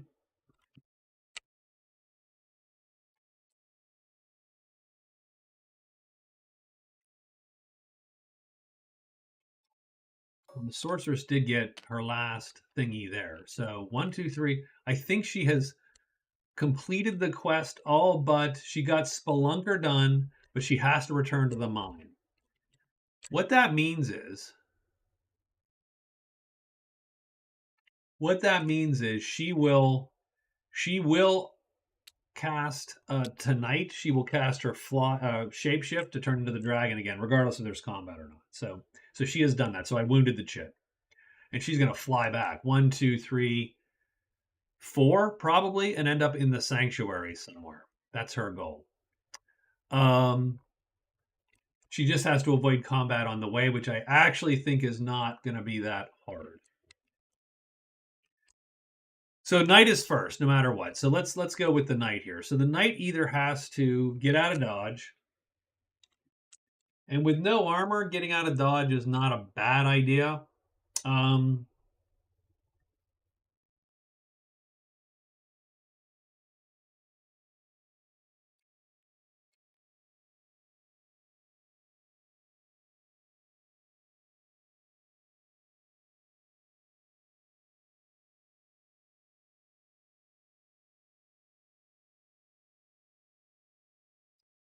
The only thing I wonder...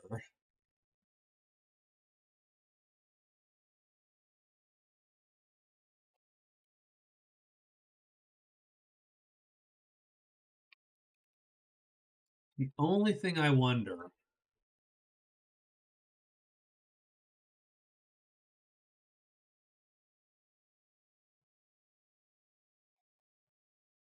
So for 2 actions, he can rest 2 cubes.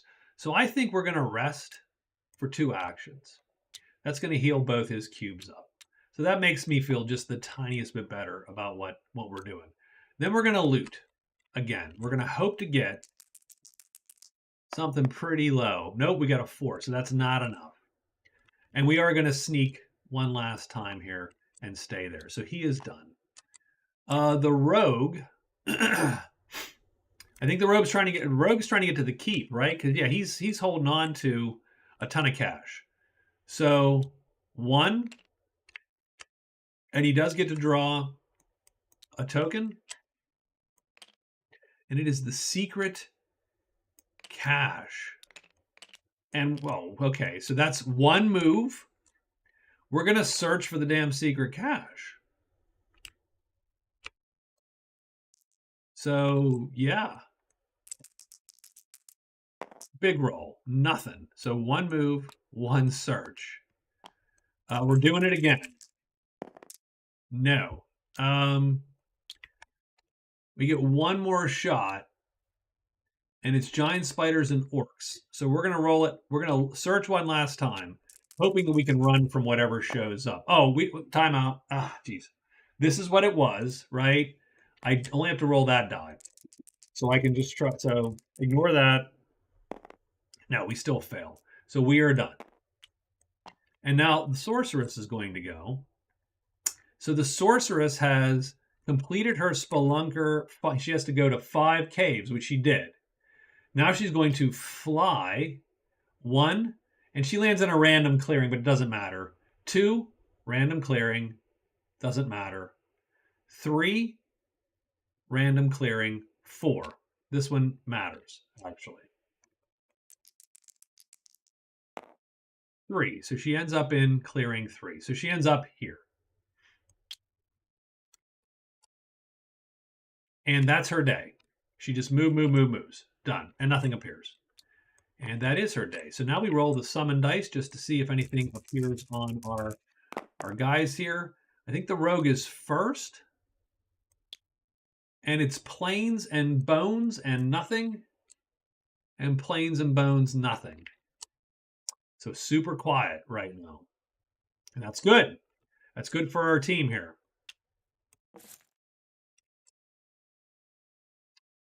It's day 9. Now, unfortunately, she is unable to do anything else. She's going to have to wait a day here no matter what. And that's fine. She can wait a day here. In fact, so my only gripe is I forgot where she started at the sanctuary. So the keep is where she's delivering her crap. So there you go.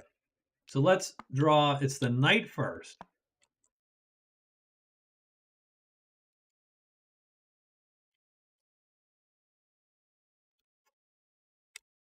So what is the knight's plan?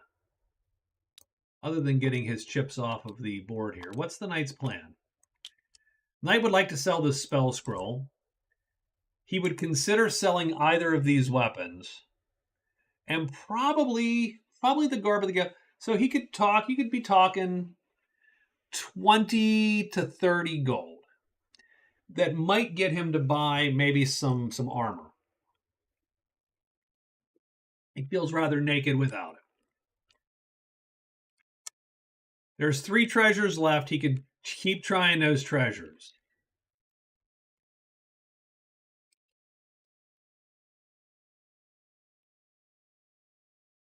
Sure. 1. So we're doing it. We're going to get the grabby treasure. I guarantee you it's going to be the way to go. No, he gets the 3rd treasure, though. 1, 2, 3. It's another spell scroll, which he puts in his backpack, stuffs it away. But now there's only 2 treasures. So that is a little less looty.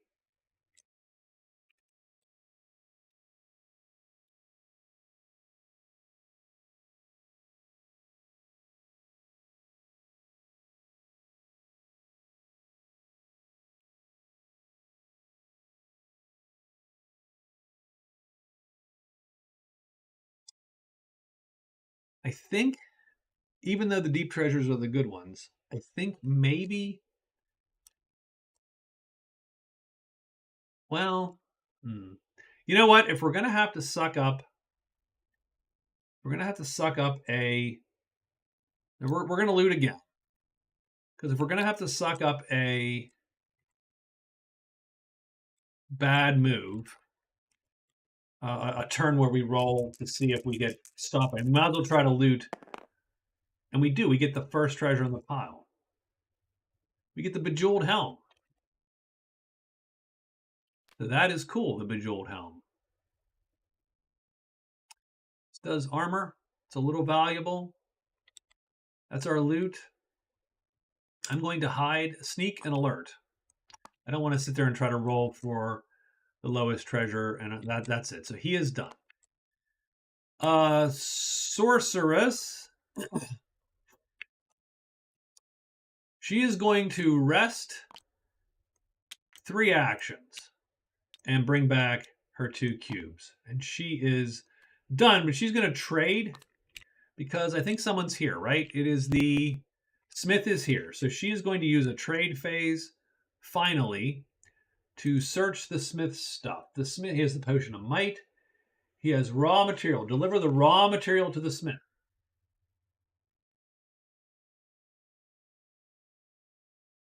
Already in the same clearing as the Smith. Discard this one. Okay, so she's going to discard this.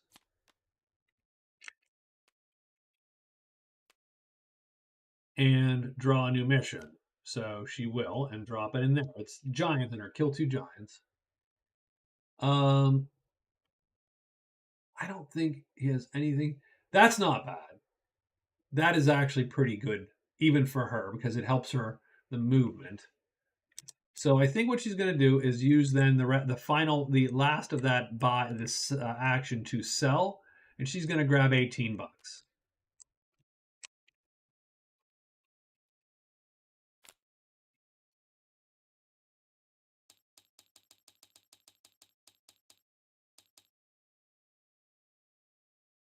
Oh, I lost count. That was dumb because my cat's meowing in the background, so I can't. So, so she sells and she is done. So she is now complete. And now it's the rogue's turn. The rogue's trying to find that secret stash because it got. So we're going to search first thing. That is a fail, but we can search again and only roll the second die. Oops, no, the second die only. Sorry. Nope, it failed also. There, so that dies that. Third time, we're only rolling this die. Come on. Got it. We got it. No! Damn it, 4th time, I'm doing it. We are finding this. Yes, so we do find the secret stash. Secret stash pops 1, 2, 3, 4, 5. So it's just like a treasure location, except we do not have to do anything. We just immediately get the treasure and we immediately get 20 bucks. Oh, Decimation is a spiffy sword. I'm going to put the short sword away. I'm going to take this sword. Now, it doesn't really matter. It's not that much better than our sword. You can put a black magic cube on it, so that doesn't help us much. But it's epic. So 1, 1, 2, 3, 4, 5. Done. And we get 20 gold. 1, 2, 1. Okay. 1. No. 1, 2, 3, 4, 5, 6, 7, 8, 9, 10. 10, 11, 12, 13, 14, 15, 16, 17, 18, 19, 20. That's annoying. Like, it's not.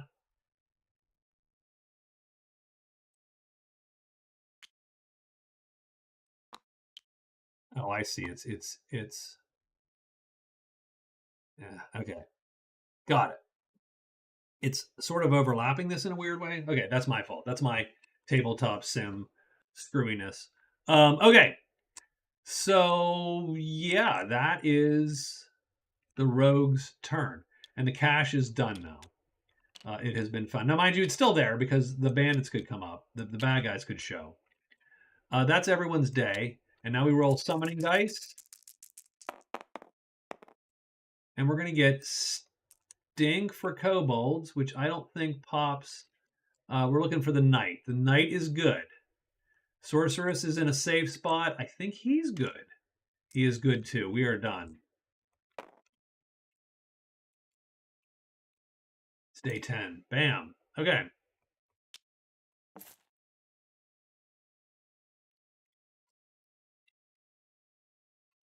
So she is casting that knight, by the way. She's going to burn this again. And she is casting in the sanctuary so that she can become a dragon tomorrow and end up where she's going to end up. So, which is trying to get to the mine, which to end her spelunker.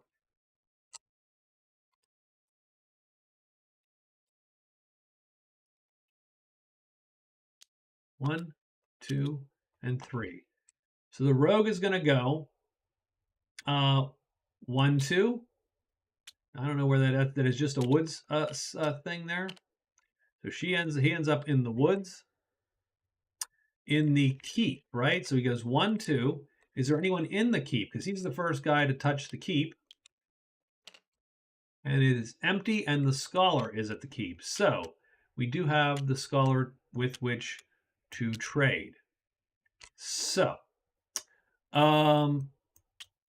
he moves what? 2 times? 1, 2. So he moves twice. Move and move. And now what are we trying to do? Well, I think we're going to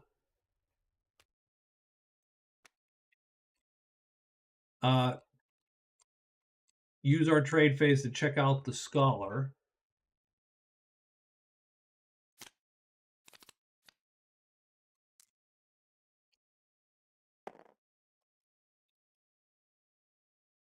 So we're going to search.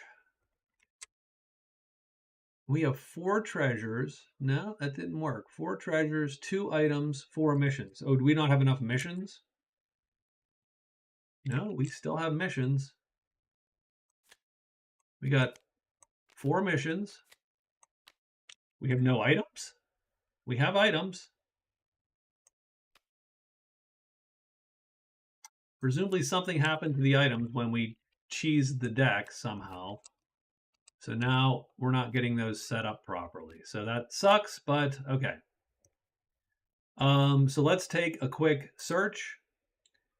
And we have old books, deliver the old books to the scholar. So that burns. Now okay, so I understand these now.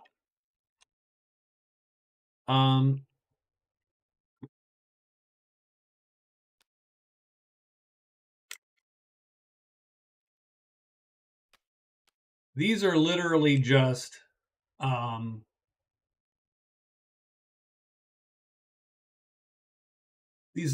you take them and walk there. Like I was looking for something called the band charts. There is nothing called the band charts. That's the band charts.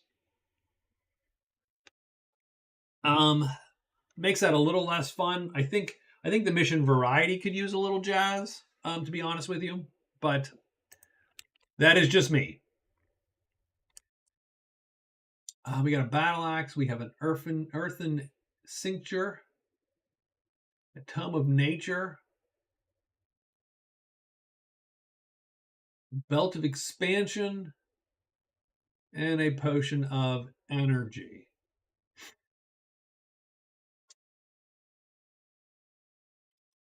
So what I'm going to do is he's going to use this time. He's just going to sell this stuff to the guy. So he's going to sell this for $30.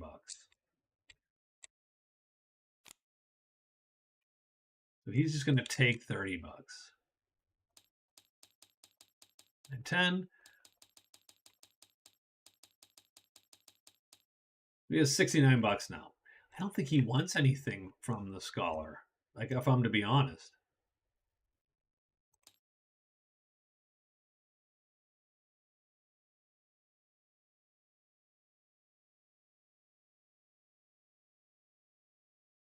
I mean, he could go and do some of this crap and do some of these quests or whatever.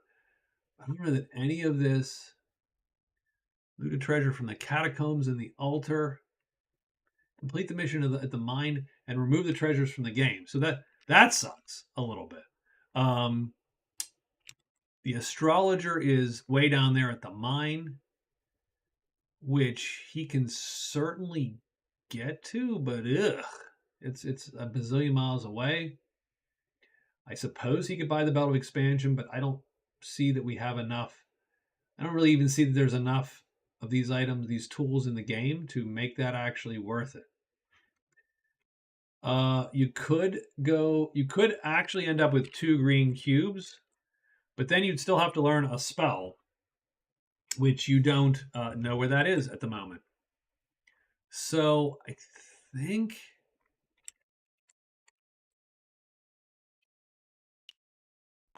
so. We moved twice. We did trade once to at least look at his stuff. And he does get to draw one more mission, right? Because one of those missions was bad. I think he did, right? He drew. Is there 4 missions there? Yeah, so he gets one more mission out of there before he blood offer or subdue any native. Complete the mission at the shrine.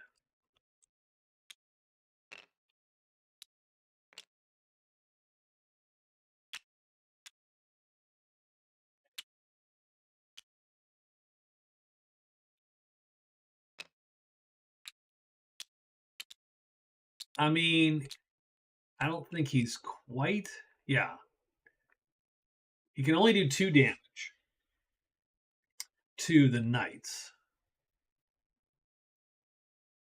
He can evade really well. And we don't know where their shrine is. So I think we're just gonna hold off on becoming that guy. The shrine is obviously up here somewhere. Could be in here.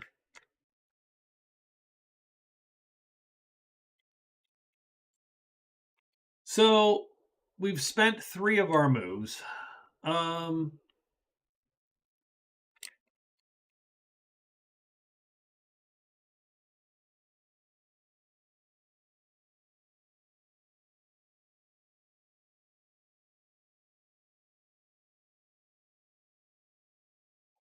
I suppose we'll go one more and go there.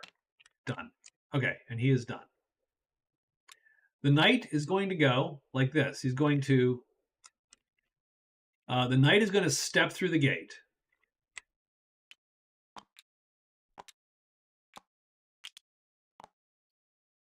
With his cloak or whatever. 1, 2, 3, 4, and he is done. And then the sorceress is going to use her flight ability to go here, which dumps her here because she can't go into a cave. So that's 1 move, 2 moves.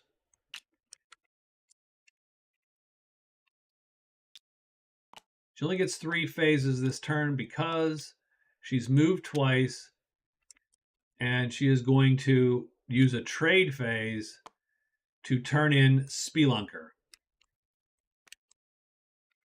And that is 20. 1, 2, 3, 4, 5, 6, 7, 8, 9, 10. Like that. She gets 1 legend point, 5 fame. And she rolls on charisma, which means she rolls 3 of these dice. So she gets 3 more gold, 2 more fame, rolls 1 more die because she has 3 of the symbols, and gets 7 gold up to 65. Pretty good stuff there. But that's her day.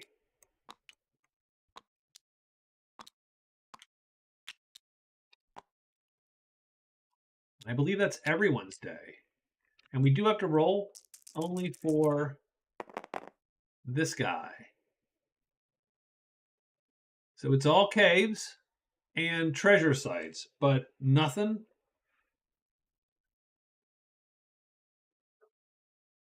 So I think we're done, and it's day 11.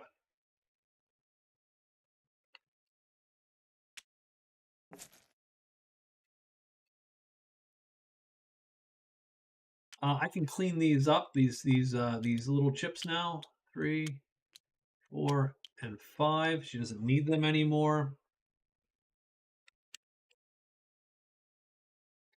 That is sort of where we're at the beginning of day 11.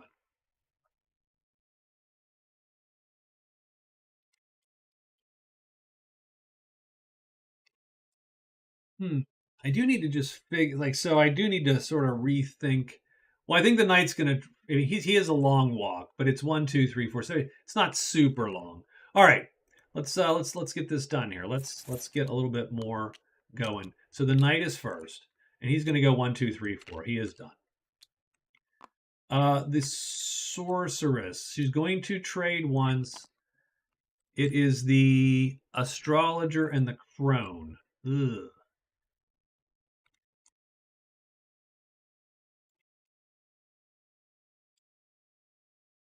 Let's check the astrologer real quick. He's got epic weapon and destroy it at the crypt. Kill the knights. 3 clerics must be dead. Does have a tome of wizardry, which is cool for sure. I think that is super valuable, but it's $45.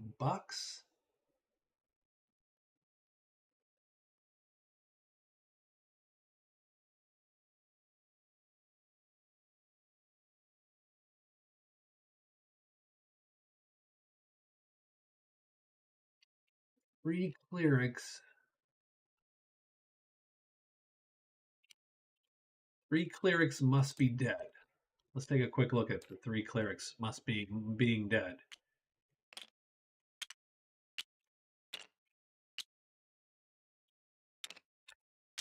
Nice thing about the 3 clerics, they are sort of weak. I don't know what peace he casts peace. I don't know what peace does. Peace is combat ends in the clearing. Do not finish the combat round. So she has to go first. I mean, she might be able to pull that off as the dragon, but she would have to beat his time. So she would have to go with 3. She can't beat it as the dragon. So all that shit would go off at the same time, I believe.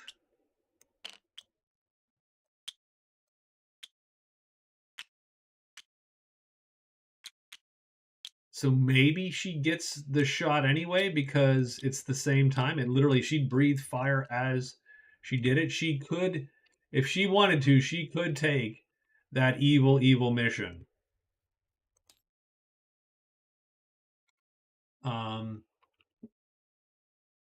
Which would be a point in 20 fame.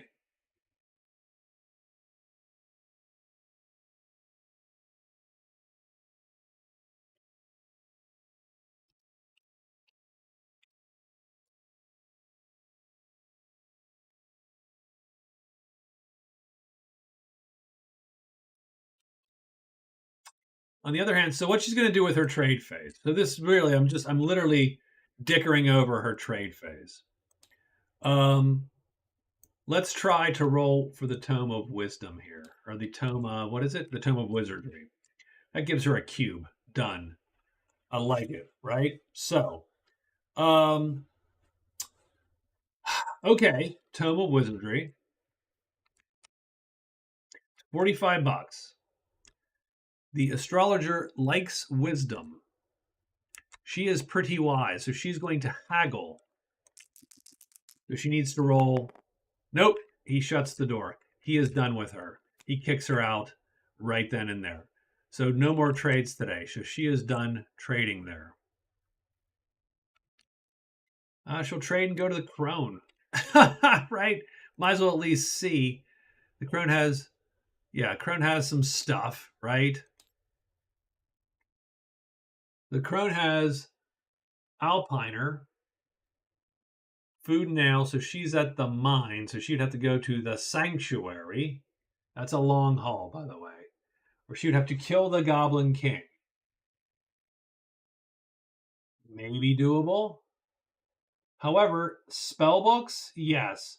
So what she's going to do is she's going to look at both spell books the crone has available to her. No, not the Elven Amulet, just the spell books.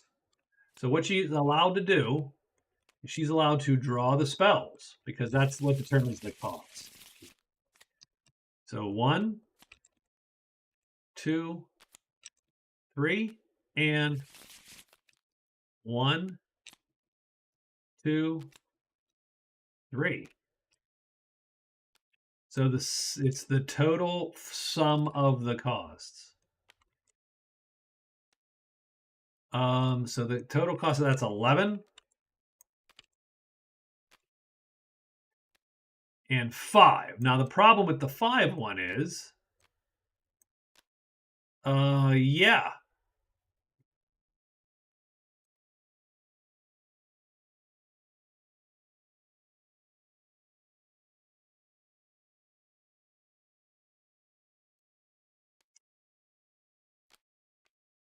I don't like this spell, Dark Matter. I don't think it's as useful as as the writers thought it was. I mean, sure-ish. Uh, no, you might be,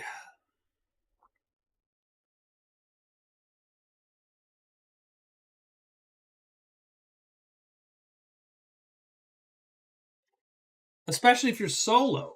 Because how do you? I mean, you can cast another spell, I suppose. Or no. I don't like it. I don't like it at all. Um,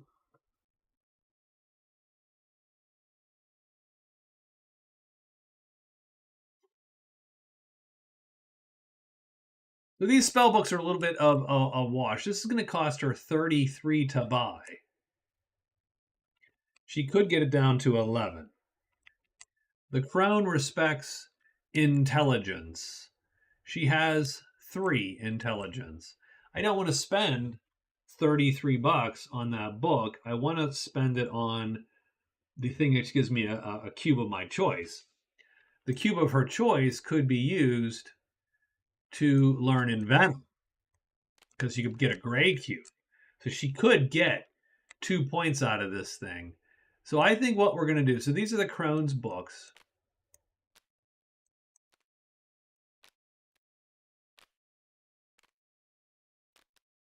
Okay, guys, this is a little pathetic here. These snap points are killing me on some of these. So we're going to just put that like this. And this is the Crone's. I'm going to roll on this, but I'm going to haggle. So it's 33 bucks. Let's see if we can get it to 22. No. We get kicked out of the Crone's also. That was a lot to be kicked right out of the Crone's. So that's the day. We're going to rest and get our stuff back. So done. And we are done with the day. And she discards this mission. And that's the sorceress. That was a long haul, I know. The rogue.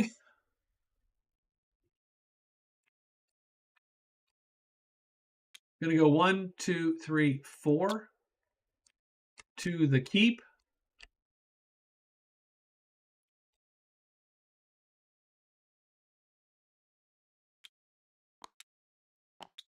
I think that's what he ultimately wants to do. But he's done. And that leaves the knight. Oh, the rogue that's it. The knight is gone already. Yeah, he's moved and done. So everybody's done. And everybody is in a safe spot. So we can roll because if it's a white arrow, No. It would have drawn all the monsters back.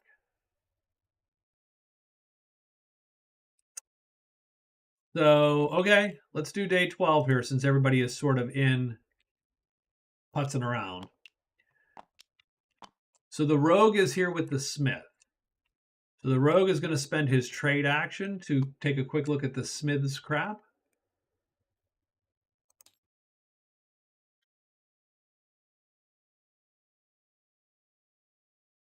Three dwarf guards are dead, so at the mine. Kill 2 giants. That's a good one. That's a good one.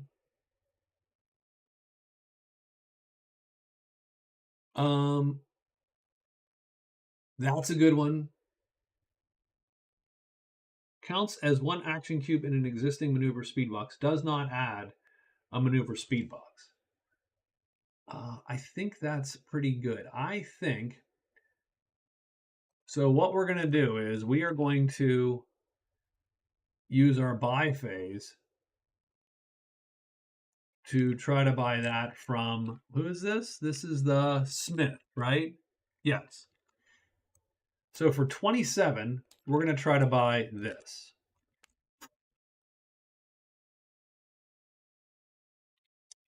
I'm going to haggle because the Smith respects, I think, intelligence. Nope, Smith is charisma. Maybe not. No, we're good. We'll buy it for 27.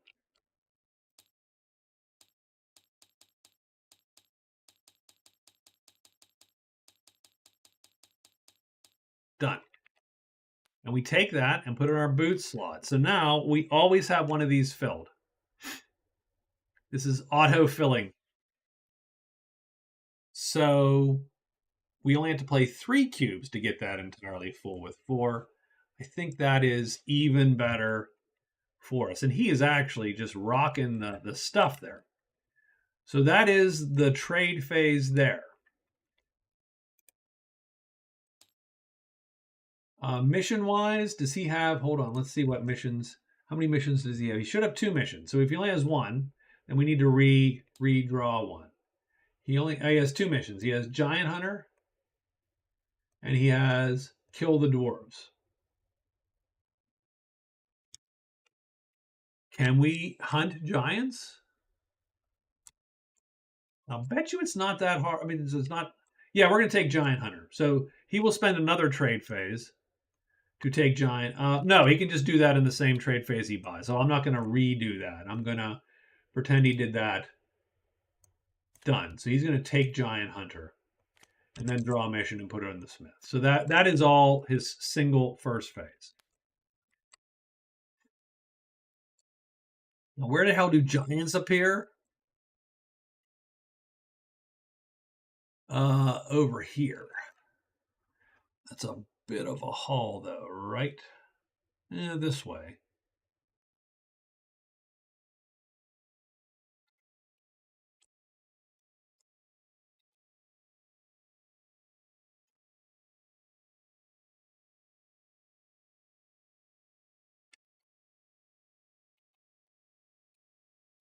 So I'm going to move him 1 and 2 into the Timberlands because we still have to draw a chit out of there.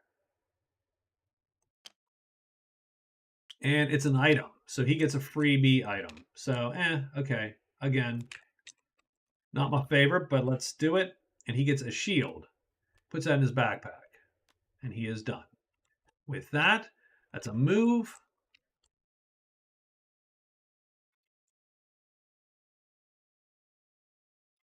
And then I believe that he just moves back into the sanctuary because he doesn't want to get caught out and he wants to go this way ultimately. And so he is done. The rogue is done.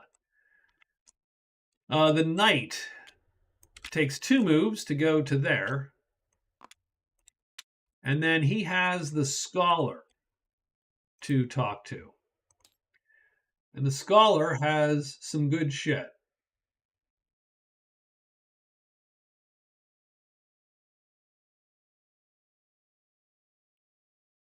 So astrologer, catacombs, kill a native, buy the mithril plate armor.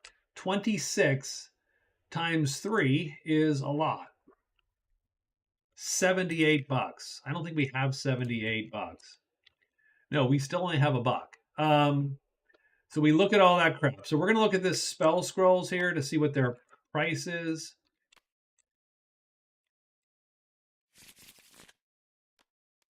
There's 2 spell scrolls. We'll just put them on each one there. So 1, oops, whoa. We got the whole damn deck. Son of a bitch. Oops. So 1 and 1. Calm and Affliction.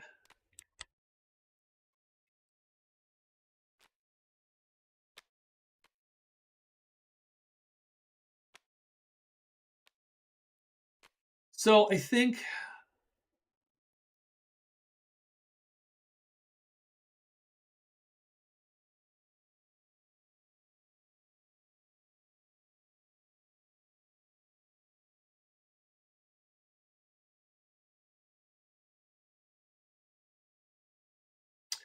what we're going to do then, so we move into here, and that is not a mountain. So that's 1 to move. We're using a trade phase.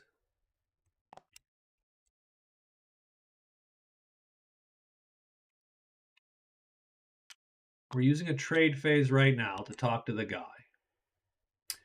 We could sell 10 gold, 25 gold worth of crap. I think we're going to sell 25 gold worth of crap. And this is to the scholar. So that goes there.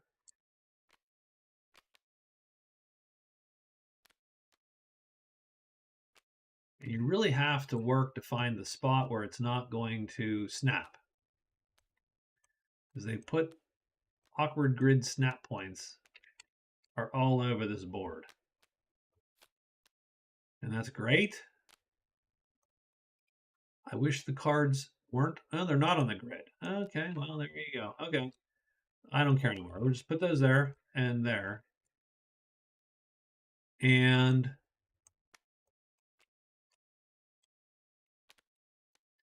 so that's $5, 20 bucks, 25 bucks.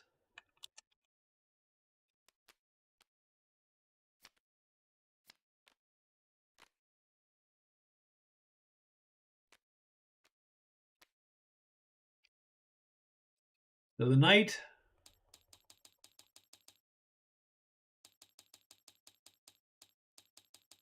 gets 27, ends up at 26 bucks. Still not doing great. And then I don't think the scholar has anything else the knight is going to want. He has that. So the question is the knight smart enough? So he's going to use, so he sold all this crap. No, he has 1. He's never going to haggle. I'm sure he'll do it. He's going to get kicked out of there. Yeah, no, he fails. Okay, so that was his trade phase. And he's never going to be able to buy that, really.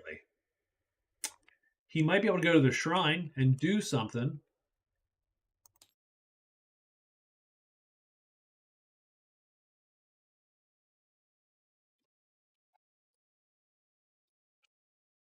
He could subdue natives if he can get to, but the shrine's all the way, you know, right? So, so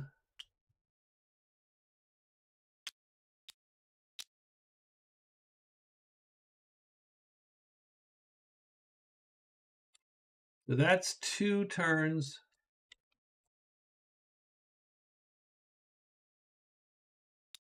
We're going to go 1, and then we're going to sneak.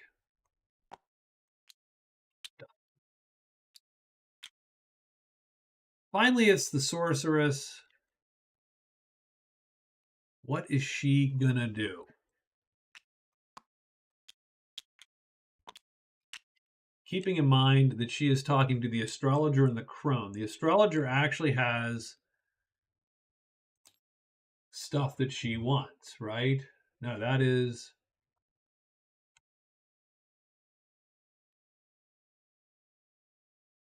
Maybe he doesn't have any. Oh, yeah, it's the Temple Wizardry that she wants for 45 bucks. The astrologer loves her wisdom. So we're going to use a trade phase to go to the astrologer. We're going to try to get the $45 thing, get the price down. She has 4 wisdom, so she needs, nope, she gets kicked right the hell out again. Him and her, they're not having a good, not having a great relationship.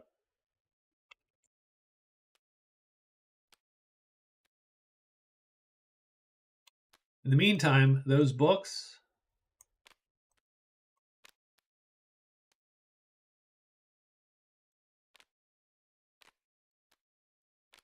yeah, what is going on with these? Okay, there we go. There we go. Finally, I have no idea. There we go. Oh my god. Okay. Yeah.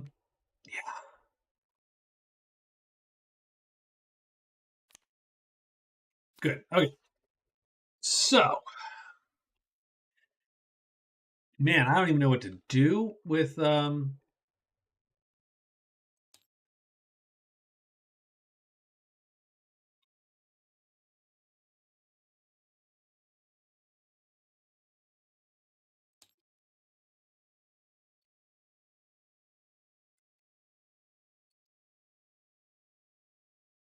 like killing the Goblin King is not. I mean, she can kill a lot of goblins, but that's a rough haul, right? These goblins are not right. These goblins are not necessarily. They're doing 2+ damage, so they're going to wound her each time. So she can die in 2 hits.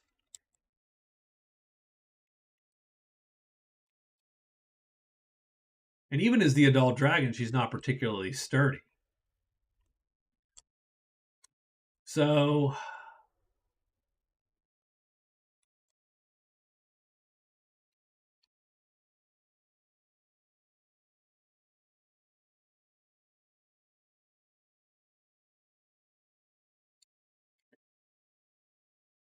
she tried to do the dude, the astrologer.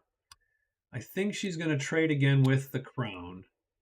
And in this case, she is simply going to take. I think we'll just take food and ale. And she has to deliver. The package has to go to the keep.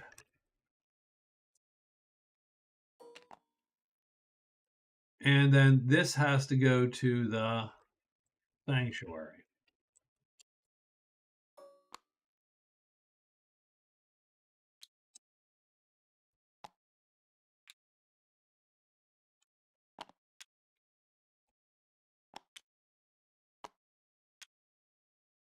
So that's her 2 trade phases.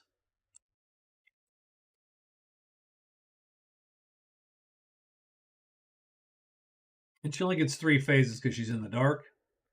So I think that's fine. But what she will do is she's going to cast at night and become the dragon so that she can then make her way to complete the rest of those quests. So that is her day. And she is done with the day. Everybody's now done with the day, but only the knight really has the chance to get jumped. And he is not going to tonight.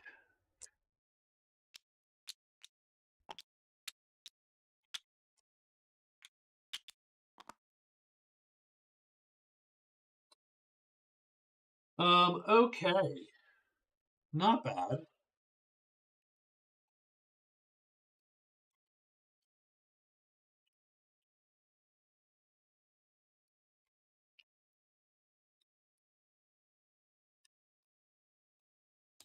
It would be day 13. Let's go a couple more days here before we reconsider where we're at.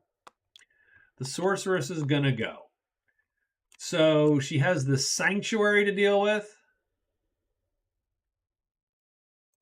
So let's understand flying movement.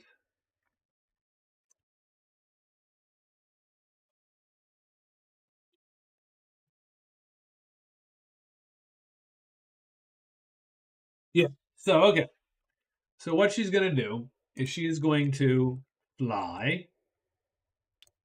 She's going to use a move. She flies to this tile, and she has to roll to see where she ends up. If you go to the adjacent tile, you are random. So she goes here. she uses a second fly to go there. Because she can go to any tile she wants in the same clearing. So she does 2 moves. She is then going to use a trade phase to turn in food and ale to the damn sanctuary.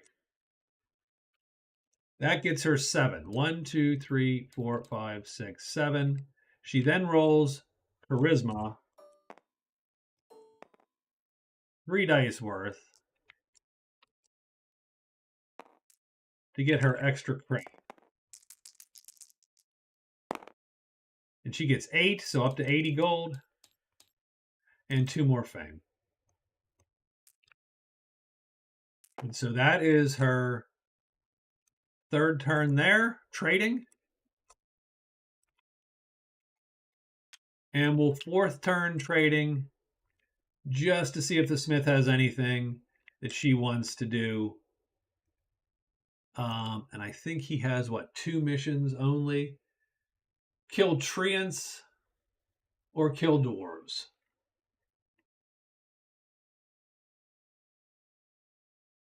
And I think we're good to go. I think we're not going to do anything else. We're just going to sit on it for now. And she is done with her day. The rogue, trying to find giants, I believe, right? Yeah. And I think we're good. I think we have everything we think we need. So we're just going to go 1, 2, 3, and then we will sneak. So we are sneaking, and we are done. And then the knight, who has no quest at the moment, probably should have gotten a quest, right? But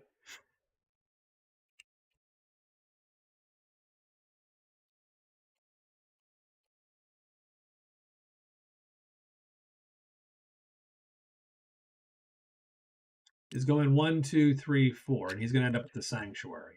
So he is done. So we do have to roll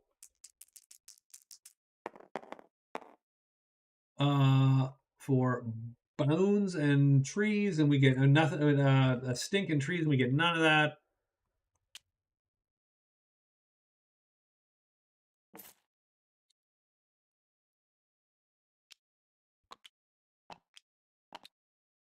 And is she casting tonight? Yes, she is. So she's going to burn this, cast again. So she is a golden dragon tomorrow. And it's day 14. And the knight's going to go. And the knight is going to trade with the smith because he wants to see if the smith has, again, he's looking just for, a couple little bits. Normal plate armor. He could just buy a breastplate. That's nice and cheap. I like that. The plate armor is great, but that's $51, whereas the breastplate is literally, it's $27. The smith likes charisma. The knight is relatively charismatic. So for $9 times 3, 27. So for $27, but now we're going to haggle. 2 and 2, so that's lower. So now it goes from 27 down to 18. We're going to haggle again, I think. Done. 3. So it goes down to $9. We're going to buy the breastplate from the smith for $9.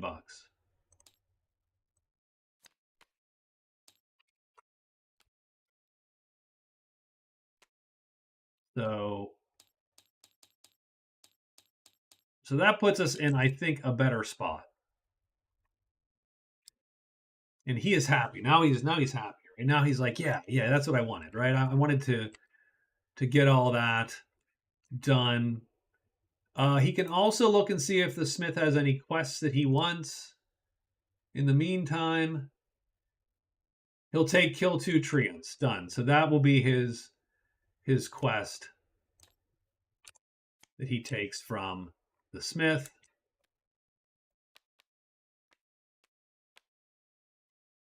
That's his single trade phase, and now we got to find some Treants.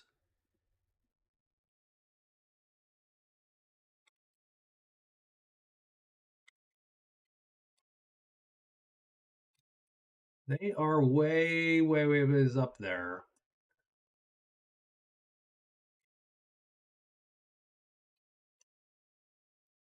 Let's take 2 moves. Oops, wrong guy. 2 moves.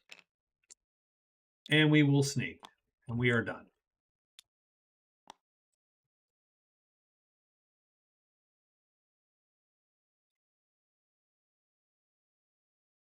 One, two, three.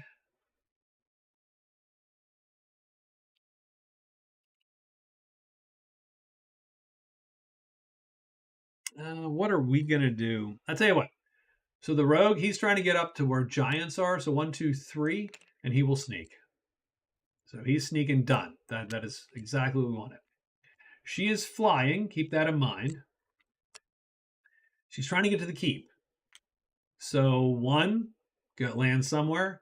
2, lands somewhere. Lands in 1, which happens to be that spot. So she's taken 2 moves. She will trade and turn in her quest, her package quest. 7 gold. 1, 2, 3, 4, 5, 6, 7. She will now roll 3 dice. You get extra rewards. Looks like 8 and 7. I mean, she just needs to go buy crap at this point.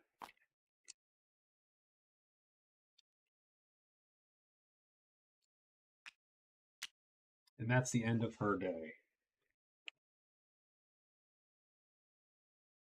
Let's roll monsters. Oh, treasure sites draw. Treasure sites do draw. So it looks to me like these guys appear, blocking the way of anyone who wants to go to the cache.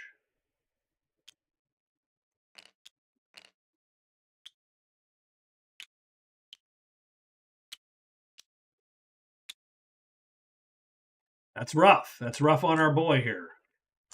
Wouldn't be so bad, as bad for the dragon. Although, again, I mean, at some point, these guys are probably, they don't necessarily, they don't guarantee to hit the dragon. She doesn't guarantee to hit them, but if she does, she is nuking the heck out of dudes and hitting multiples of them, which is a huge deal. Otherwise, no one appears, and we are done. So that's day 14. I am going to save the game. This is the 3-way right here. Let's overwrite the 3-way battle. So I think for the evening, I think that's it. We did 2 weeks. I think I'm going to pause here. I thought it went pretty well. I thought it was pretty fun. I think the rogue got the better of it, strangely enough. He looted a lot of cool treasures. I wish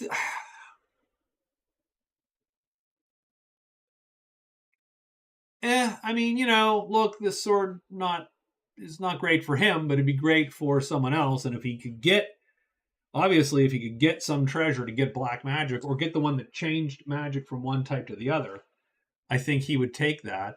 And now all of a sudden you have a black magic cube. Now I mean,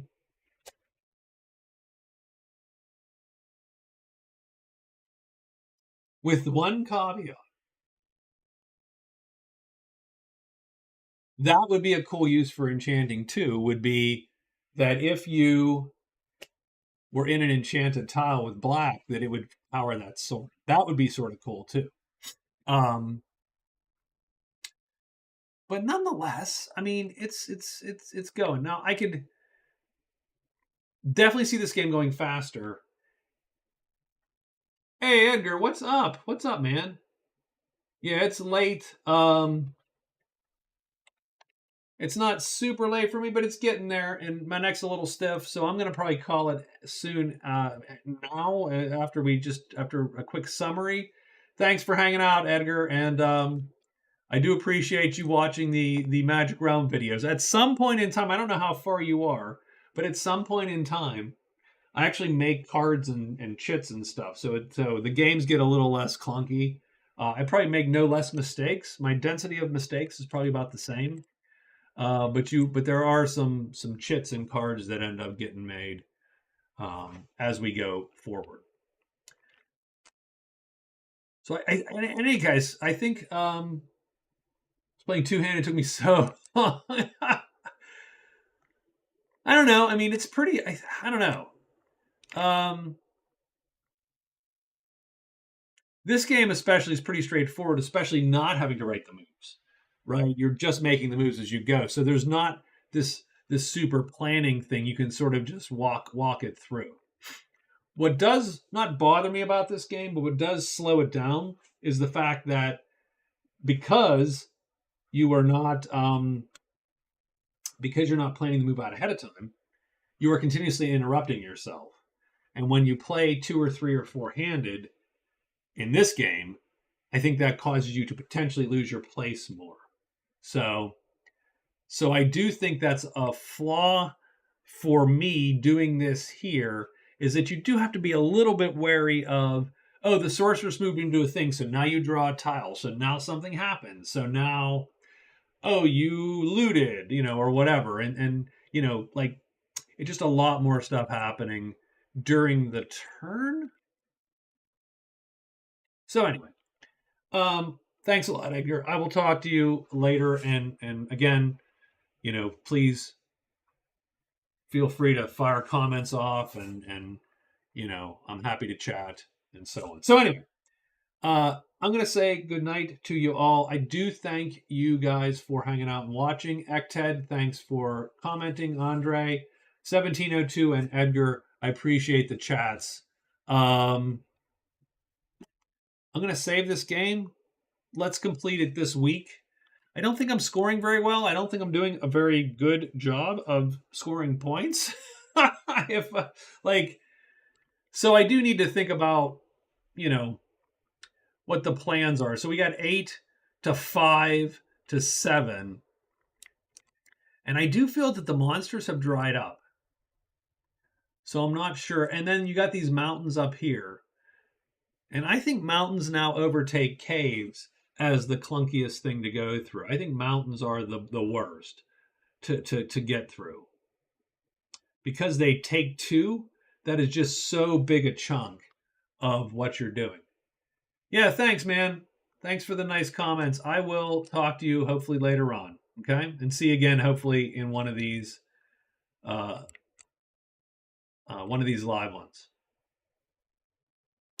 Because and don't get me wrong, it doesn't help that the mountains are all in the outskirts either, right? They're not in the middle. You don't have to get through them. You are continuing. So I think the rogue has gotten the better of it. I think the sorceress should have probably taken Alpiner and just flew to everything and done the same thing. I think she wins that. In fact, if I ever play the sorceress or sorcerer again in the game for real, I do think that, that's a good strategy.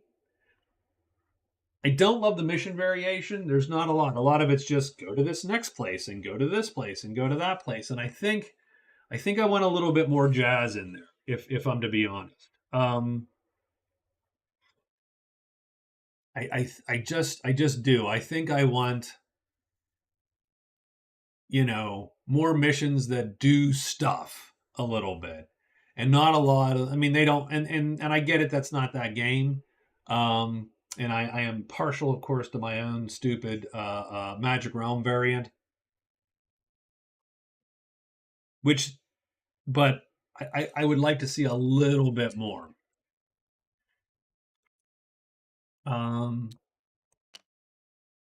But it's engaging. I'm all in. I will continue this week. Thank you all for